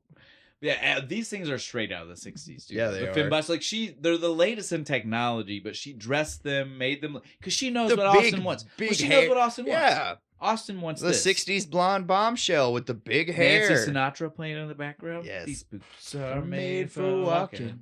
That's just what they'll do. And then literally the boobs. The boob guns. They're bouncing to the song, right? The poor fucking guards, man. They did not These poor guys, they didn't deserve this shit. They just saw hot chicks. Yeah. And then bang, bang, bang, bang, bang, booby guns. And now we get the caliber joke. I love that he's just like, I love to see women of that funny.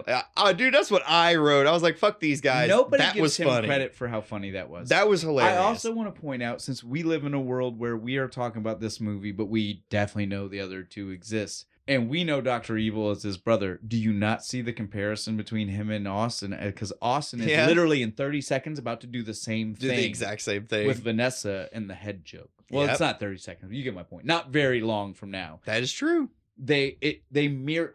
I don't know if whoever wrote it, I don't know if it was a planned thing that was always in their head space that they were going to be brothers. There's no way. You sure? There's no Are way. you sure? Just because they never knew they were going to make another one doesn't mean that they didn't still. Writers sometimes write from a point of view that we don't know things. Fair. So do you get what I'm saying? Do you think? Because why else would you make that? Why else would you make that kind of comparison? That they both make these kind of jokes and then get really like in their head about whether it's funny or not. Yeah, it's true. I know. Okay, I know. Now I want it. I know we come from a world where we have the benefit of knowing that they are supposed to be brothers, but tell me it doesn't kind of. I want it to be true. It pays off. I want that guy to have written the first movie and been like, and in his head, just been like, I've got 3 more movies written already. Just green light me, right? They're brothers. He's writing shit in the first movie. He's like, man, I hope I get a second movie so I can pay that off. Funky dance transition. Of course. And now we get to finally see the MI6 and some sweet toys. Yes. And the MI6 should give We get one. We get one. It's a watch. And then the dental hygiene I love stuff. He's like, what's this stuff do? Oh, this is explosive. Let me guess. That's a detonator. I just swing. High tensile wire for the dental floss and shit. And she's just like, no, there's just been like great advances in dental hygiene in the past 30 years. And dude, what are you trying to say? Disgust on his face. It stays. If you watch, it stays almost till this whole scene is over. He constantly will just randomly look back at her with the... What were you getting at? What was all that about? Right, what the fuck was that? I love... Again... Don't give me the beat the dead horse joke like the laugh. Give me the subtle joke that keeps coming back that you have to be paying attention to see it. Because Basil's coming in and talking and shit, and he's still looking at her like, what were you going on about? What was that? Like, what the fuck was that? To me is way funnier. I love that, dude.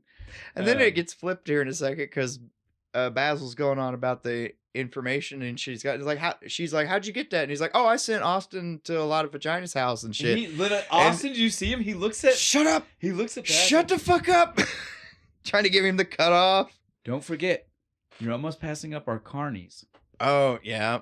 That's right. Because he hates 2 types of people in the world. There are only 2 things in this world that scare me, and one is nuclear war. What's the other? What's the other thing that scares you? Carnies. Circus folk, nomads, smell like cabbage. Small hands. Literally, Basil is just like, what the fuck? Didn't argue. No, and he's just kind of like, all right, that's fucking weird. Then we get that's not a woman. That's a man. Damn it, Austin, that's my mother. No, this time it was a woman. It was. He punches poor Basil's mom. Mrs. Exposition. He says it. That's my mother, Mrs. Exposition. In case you thought that maybe that was his nickname because he's bad at it. No. Literal name. They are actually the Expositions. This is the of Clan Exposition. This is the Exposition household. Of the Royal House of Exposition. We have a coat of arms and everything. You gotta admit, she was beaten with an ugly stick. Right. That's my mom. She is rather mannish, right? It's my mother.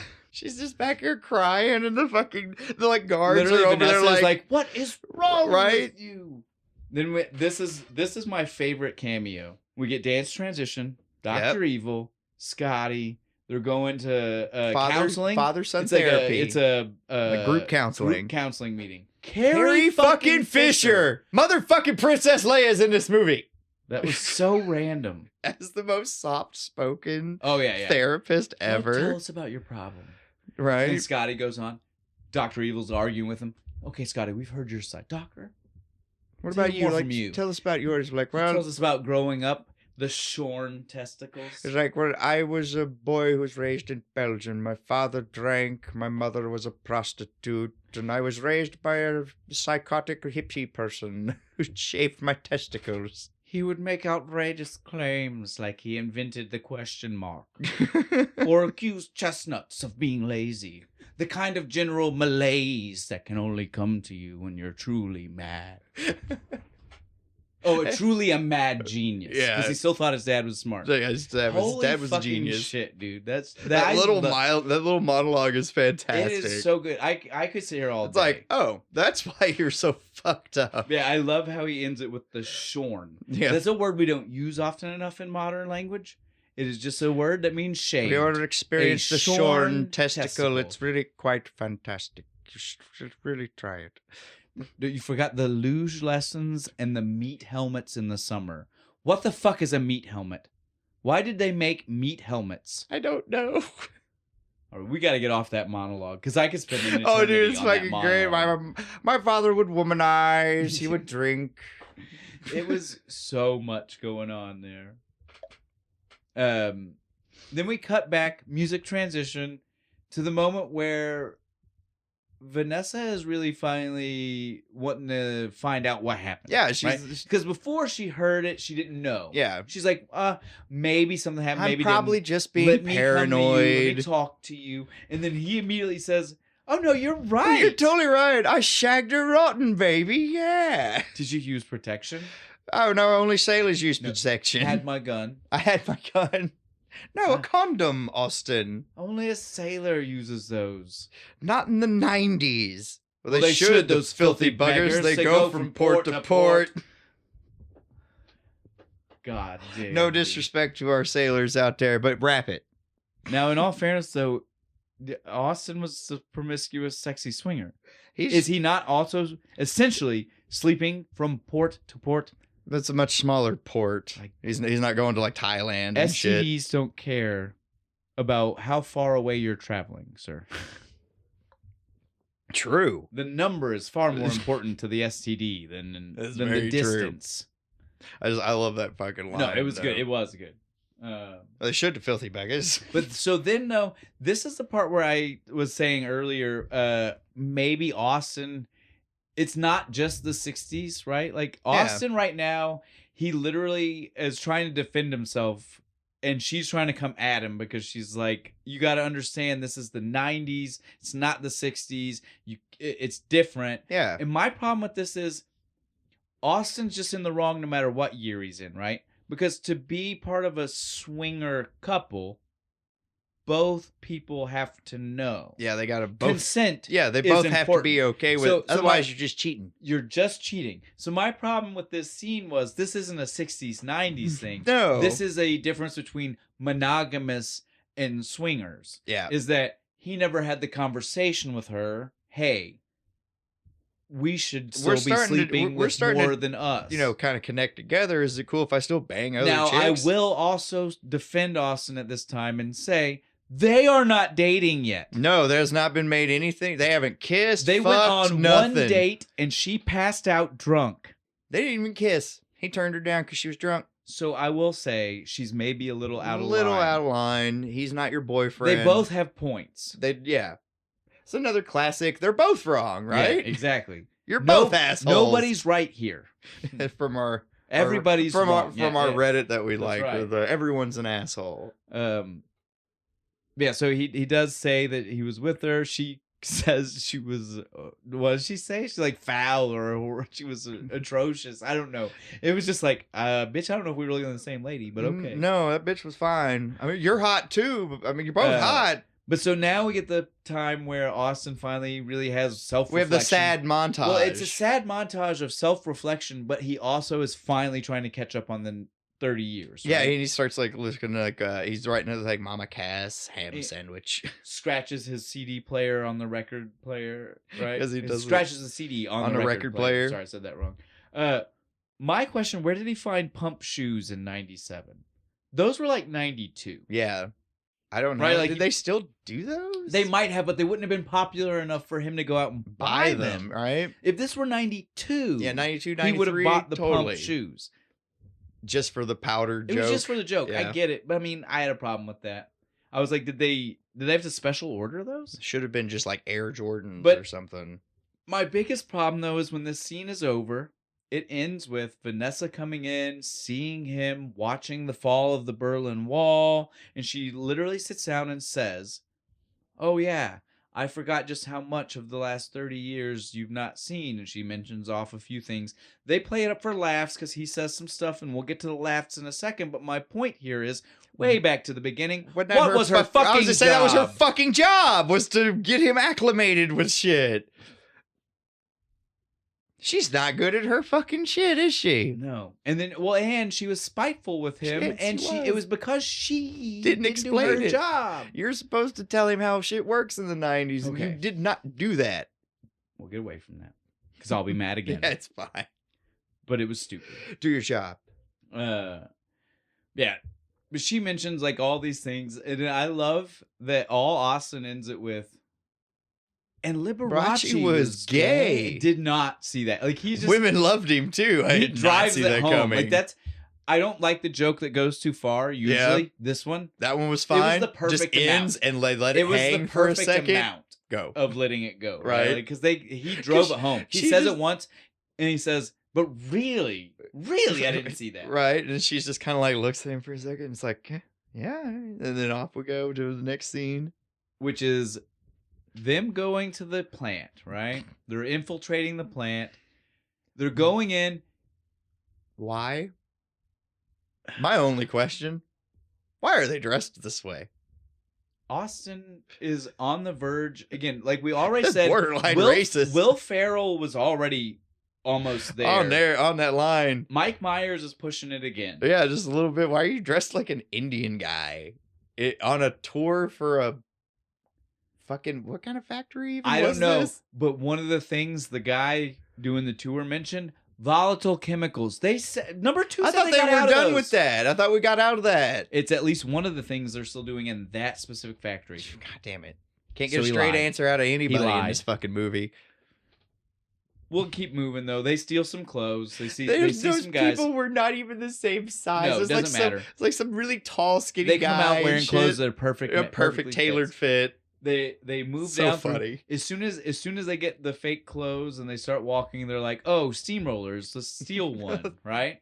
And they steal it. And they're immediately made too, because people start fucking yelling at them like, to stop. "Oh, let's get away!" And that one guard they're like, "Stop!" I love this gag. It's 30 fucking feet away. I love this gag, but I will point out in a movie that I've already said steals a lot of gags. This is from Naked Gun 33 1/3. Oh, is it? Yes. I have not 100%. seen that movie since I was 5. They do this joke. It's how they kill the bad guy. Is the exact same joke? Steamroller and all? Steamroller from far away. Oh, he's screaming, "Don't get me." Same joke. How long in between the two movies? 93. Oh shit! No, that's 4 not. years. That's not definitely good. enough time that they saw it. They knew they were doing. Yeah, it. You need to wait a little longer before you're gonna rip off people. They ripped off Demolition Man too. So 4 years on that one as well. Oh fuck! 4 years is almost the spot on the number of years for every movie they ripped off, other than the actual 60s. Wow! So whoever's writing this was seriously just sitting there being like, "That's been 4 years. That's long enough. Nobody fucking remembers, right?" But so again, the gag is good though. I'm not gonna pretend he's just scream and stop, and there's real. Move! They run him over and then instantly stop. Immediately stop. Jump off of the thing, which is great. Then we slide to Scotty. Scott. It's Dr. Evil. They're back at the again. This is like having dinner or something. Well, this right? is kind of like the back. This is to let us know, they're about to meet. This is like our last one because after this, Dr. Evil and Austin are in the same place for the rest of the movie. So this is our last slide away from each other. But yeah, they're just having a normal moment. They're eating. He's talking to Scott. What are your plans for this weekend? I thought I'd stay in. There's a good titty movie on Skinamax. Right? Hell yeah. That's it. That's how we had to do it back in the 90s. You had to wait for the fucking titties to show on TV. Scotty shh. Yeah. But we didn't want to go into that full line because that's one of those ones that you guys have heard and you probably didn't want to hear us do the entire thing. No, but he shushes even shit. Oh, my favorite bit is before you start, that was a preemptive shh. Just so you know, I have a full bag of shh with your name on it. That was the best. Like at the end, that was the best one. What are you feeding him? Why don't you just kill him? Right? Because while they're eating, they're bringing Austin into the room, and he's just like, I don't understand what we're doing. Right? Just shoot him. It's dinner time. Why are they here? You're like, Scott, you don't get it. He's like, I have a gun in my room. We'll shoot him together. It'll be fun. Family bonding. Right, bonding time. We'll shoot him. We just made progress in group. Scott, I had the group liquidated. Shit. I think that's later, but it whatever. Is, but I had to go ahead and do it. It's too funny, dude. He just doesn't get it, man. It kind of fits right now because it's all just part of their argument with each other. Their dumb argument. But Scott's super pissed because And then Dr. Evil's just like makes it worse because he's like, okay, now we're going to put you into this room where I have sharks with lasers on their head. Before that, I want to point out, he talks about his plan again, right? And he talks about how he was never going to actually not go through blow up with it. And the plan was that this was going to be underneath every major city. It wasn't one missile, right? Okay. He says it's underneath every major city. Where are the other missiles? We only saw you get one. I don't care about that. My problem is if you're going to go through with this anyway, would that not wreck the world economy of what the fuck the value of money is? What good? Enjoy your useless stack of paper. What good is $100 billion if you screw the world economy? That's a good point. Enjoy your stack of useless paper. You cause the apocalypse to where money is valueless and then have money to show for it. He just likes, it's pretty. It's green and it smells nice. He just likes to play with it. He's got the Scrooge McDuck vault, but it's full of dollar bills, which was probably actually smarter because you could actually dive into it. Now we slide back into the hall. Oh, sorry. Now's when we get the part where you were talking about the sharks. He wanted sharks with lasers on their heads. They didn't heads. have sharks with lasers. They couldn't figure out how to make that work. They couldn't get to the sharks are endangered species, and they couldn't get through the red tape. It would have took too long. In all fairness, I don't think they would have had lasers that small, right? He spent money to buy the one that could make the hole in the ozone. Right. That's big. It really is. And he's just like, all right, I don't ask for much. All I wanted was sharks with freaking laser beams on their head. Do we have anything? Sea bass. Are they ill-tempered? They've been mutated. Are they ill-tempered? A little bit. It's a start, all right. And it's a fucking. He's the most evil fucking is still screaming, right? Like, he's still just like, let's shoot them. Why are you? And you're not even gonna watch? You told them the plan. Because they're getting up to leave. He's like, you're not even going to watch. He's like, I just assume that it'll be okay. They get into the room. They're left with the sea bass. And she's like, what do you have with you? I have the toothpaste. I got toothpaste and dental. He's like, all right, I get it. I have bad teeth. She's like, no, use it to get us the fuck out of here. Oh, right. Judo chop. Splashes the toothpaste on the guard. I love this because this is one of the first like real fights that we get to hear Austin utilize judo chop. You have judo trick. Yeah, and kick. He uses all of his judo tricks right now. Yep. But I do appreciate that you have to announce it. You can't. You can't. Those are deadly weapons. You have to. It's a courtesy. If you don't announce that you're doing these judo things, that's not okay. You could be arrested for using a deadly weapon. It's murder. You're gone. It changed. It doesn't even matter that he's an agent. No. That kill people for free card. Nope. Revoked. You did not announce the judo. No, you have to tell people judo chop. Judo chop, judo kick. You got to announce it. You got to give them that warning, or it doesn't count. You're fucked. Then while this is going on, though, they take out the one henchman, right? Right. Falls in. This is the part I was talking about with the joke, right? He loses his head. Austin makes that joke first. The puns. He makes the first one. Well, that's not a way. Lost his head on that one. Or was that the first one? Which one was the first one? I think that's the first one. He's like, wow, that's not a way to get ahead in life. He just keeps going. He'll never be the head of a major corporation. They get worse and worse. To the point where like Vanessa's just like, all right, we're done. He's like, again, let's go. This is very Dr. Evil with the caliber joke. It really was.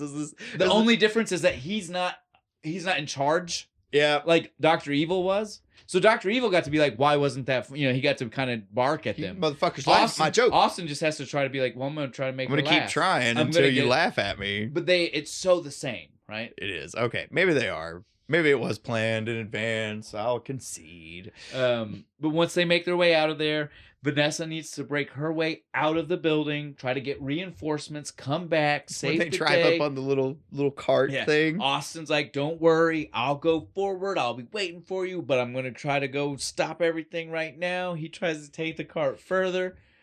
He tries to back it up and shit. He gets it fucking stuck and shit. He's like stuck in the parallel park position back and forth in the hallway. Fucking trying.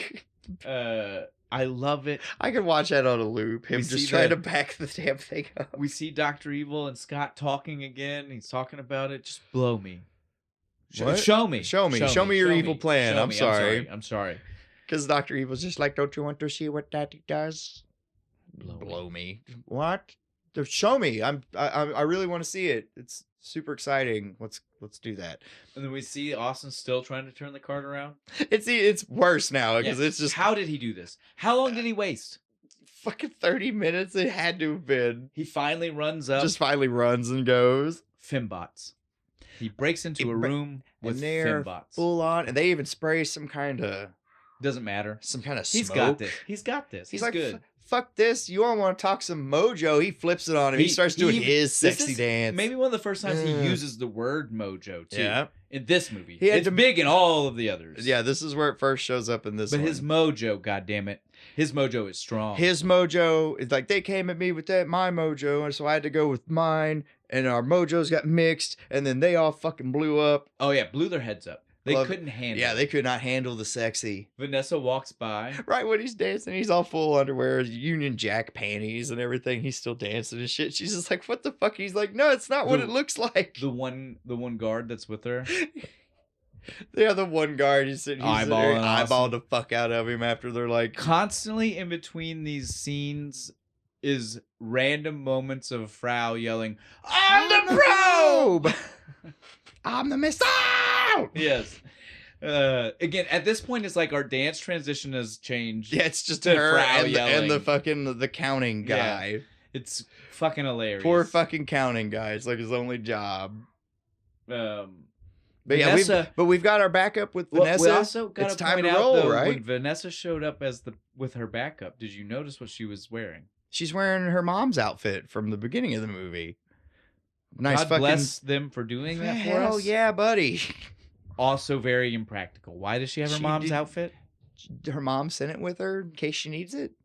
This saw me through so many operations back in the day. It'll give you luck, right? Yes.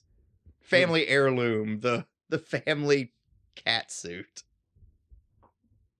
Sorry, I also, before we leave all this, I have to also address the word that Austin made up for how he was able to blow up the fembots. Did you catch that? The cross-mogenation.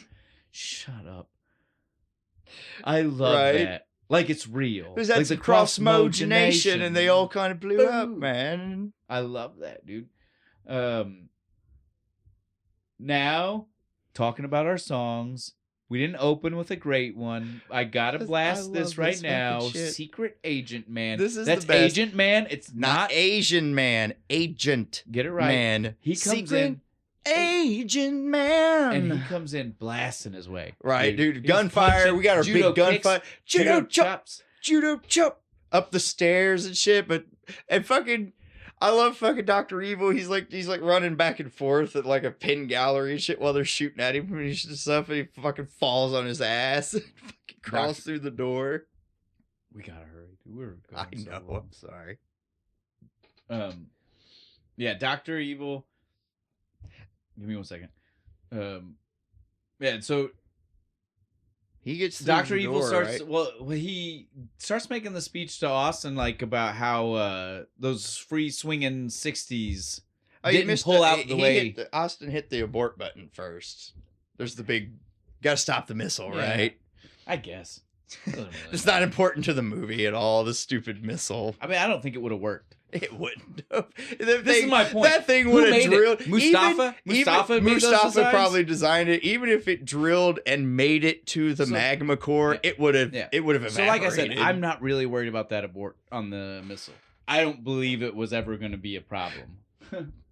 But yeah, at this point though, like the plan is falling apart. Yeah. Dr. Evil is trying to just save face with words. I guess because he starts bashing Austin, right? He's like, "You guys in your free swinging 60s failed anyway. What's it matter?" And Austin's like, "We didn't fail.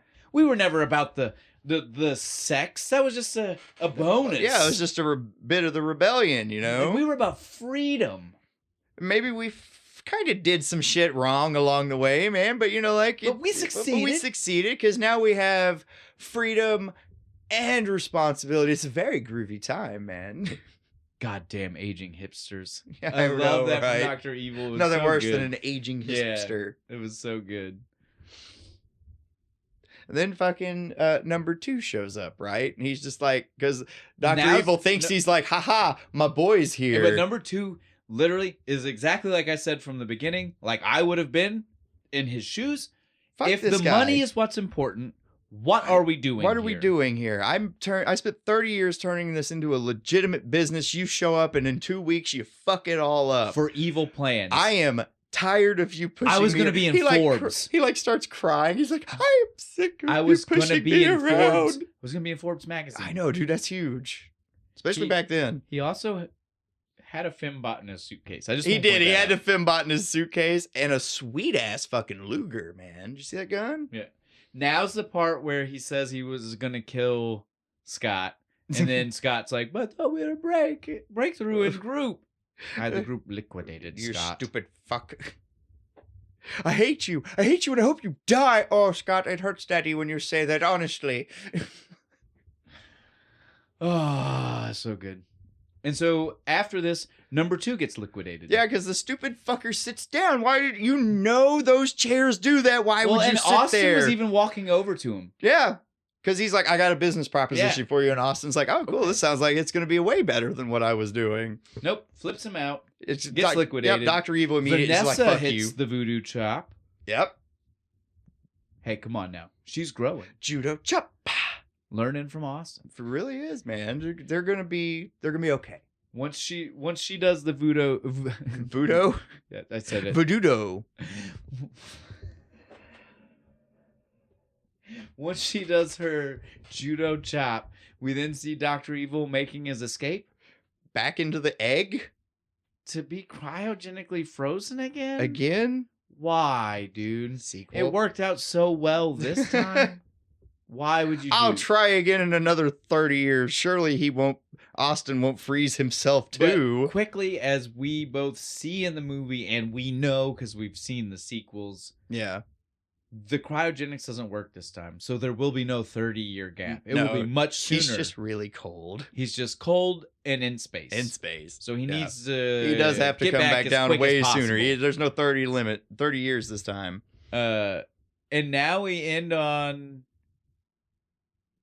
the future.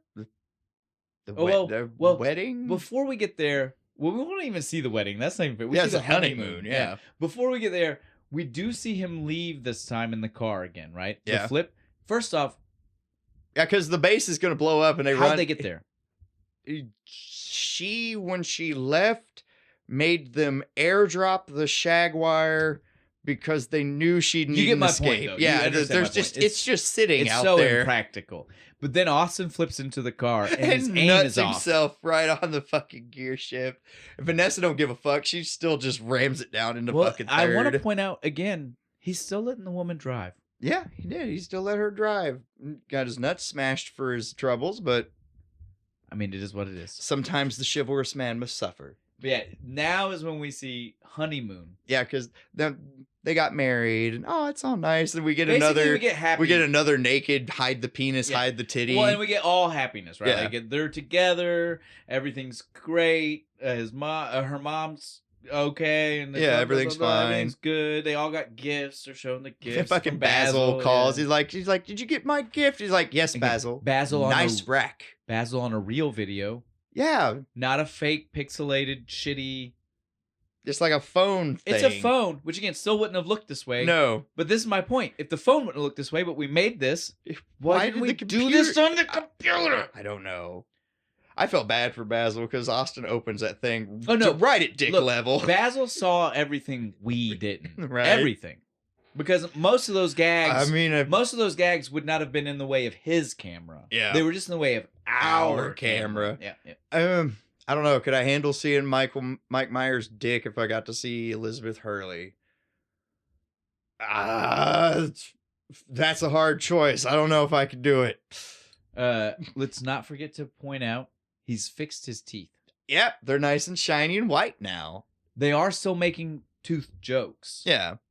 at his expense, which I think is not fair since he fixed them. Look, I mean, that's fucking, Once you fix them, that's like 30 grand worth of once work. you fix them, leave the fucking man yeah, leave the alone. man alone. Just when you think the movie's done, Fucking shows up? random tasks shows back up. Who throws a shoe? Who throws a shoe? Honestly. I'm gonna have a lump there, you idiot. And that's it. That's all that's for. It's movie. literally just there for you to be like, let's laugh about this shoe joke. And then they have a fight. He kills him with the penis pump. I would tell you, this is not the end of the movie. Well, we jumped the gun on when we saw the cryogenics. Now's when we see that it didn't work, and we hear, I'll get you for this, Austin Powers. And Bigglesworth. Yeah. Yeah. But we also close out with 2 more things. The photo shoot. Yeah. Which, I mean, we're going to talk about how hot Elizabeth Hurley is. We got to talk about that photo shoot. Because she is in, like, almost naked a couple of times. Like, she's in the rain. No, like the raincoat thing is the little things. Oh, my God. So, again, we can't not talk about that. I'll try to not gush too much over it. I don't want to appear creepy. But then it also ends on a thing. I want to make sure if you know this. So, you know the end of the movie. After the photo shoot. Yeah. It's the song. BBC 1. BBC 2. BBC 3. BBC 7. That is Mike Myers' band. That is. Oh shit! Really? That is their song. That's not a. That's not a. I thought it was just some random song from the '60s. They were called Ming T. It's him and some other guys. They did song. That was it. They did like old. They kind of revamped this feeling of the 60s music before this. They did this. That's awesome. 2 of the guys separated and did their own thing after this. But yeah, that was them. That's them. That's pretty cool. In the scene, it's it's actually the band and him. He's really singing. So in the second movie, when he's doing the whole like "Daddy wasn't there," did they write that or is that a cover? I have no idea on that one. We'll get to that one at some fucking point. All right, I'm guys. sure. But that's the movie. This is good. I don't know if it's actually going to be long after the edit, so I don't want to say this was long. This is for me and you. I don't know if that's for the people. Yeah, this is good. We love this movie. It was great. Everybody loves this movie. Again, we know this isn't our normal fare, guys, but we couldn't pass it up with a name like Shag. It's too good with the Shag, right? All right. But on that note, what did you think of this beer? I like it. It was so good. It's if you ever wanted to drink a campfire, and not have it be like just charcoal, it's like that. Fuck, I don't even know how to describe it. I don't either, but the toastiness is there. There's a smoke. There's a little smoke with the toast from the tree bark. The tree bark that they put in this. Like I can't. The shag bark. The shag bark. There is tree bark in this. Definitely shagalicious. You would think that would put you off of it, right? It's like, oh, this tree. That sounds good. No, it's awesome. It's really good. So mellow. It really was. Yeah. So good job. Shagalicious. Shagadelic, baby. Yeah. Any other shag word that he used in the movie. Throw all in there. At this beer. Good job, Sawstone. We appreciate We love you guys. Again, we love a chance to get to do one with something local. From our local people. We try our best to do more. We're going to be doing. We have at least one more planned. Yeah. For the summer. It'll be coming soonish. Yeah, we can't give it. We're not that. Vague, we're not that planned. Insert vague time frame here. But on that note, what are we doing next time? Next time, we're going to be doing North Coast Brewing Company's Old Rasputin. What kind of movies has Rasputin in it? I mean, I know a couple. I don't know. But I'm thinking. Let us know, guys. I'm thinking of a specific one. A Pacific one. That's not right. Make your guesses in the comments section below. We'll send you a nice message if you get it right. Right? Like, share, subscribe. Like, share, subscribe. All right, man. I think we're done. All right, cool. Hit that cool music, buddy.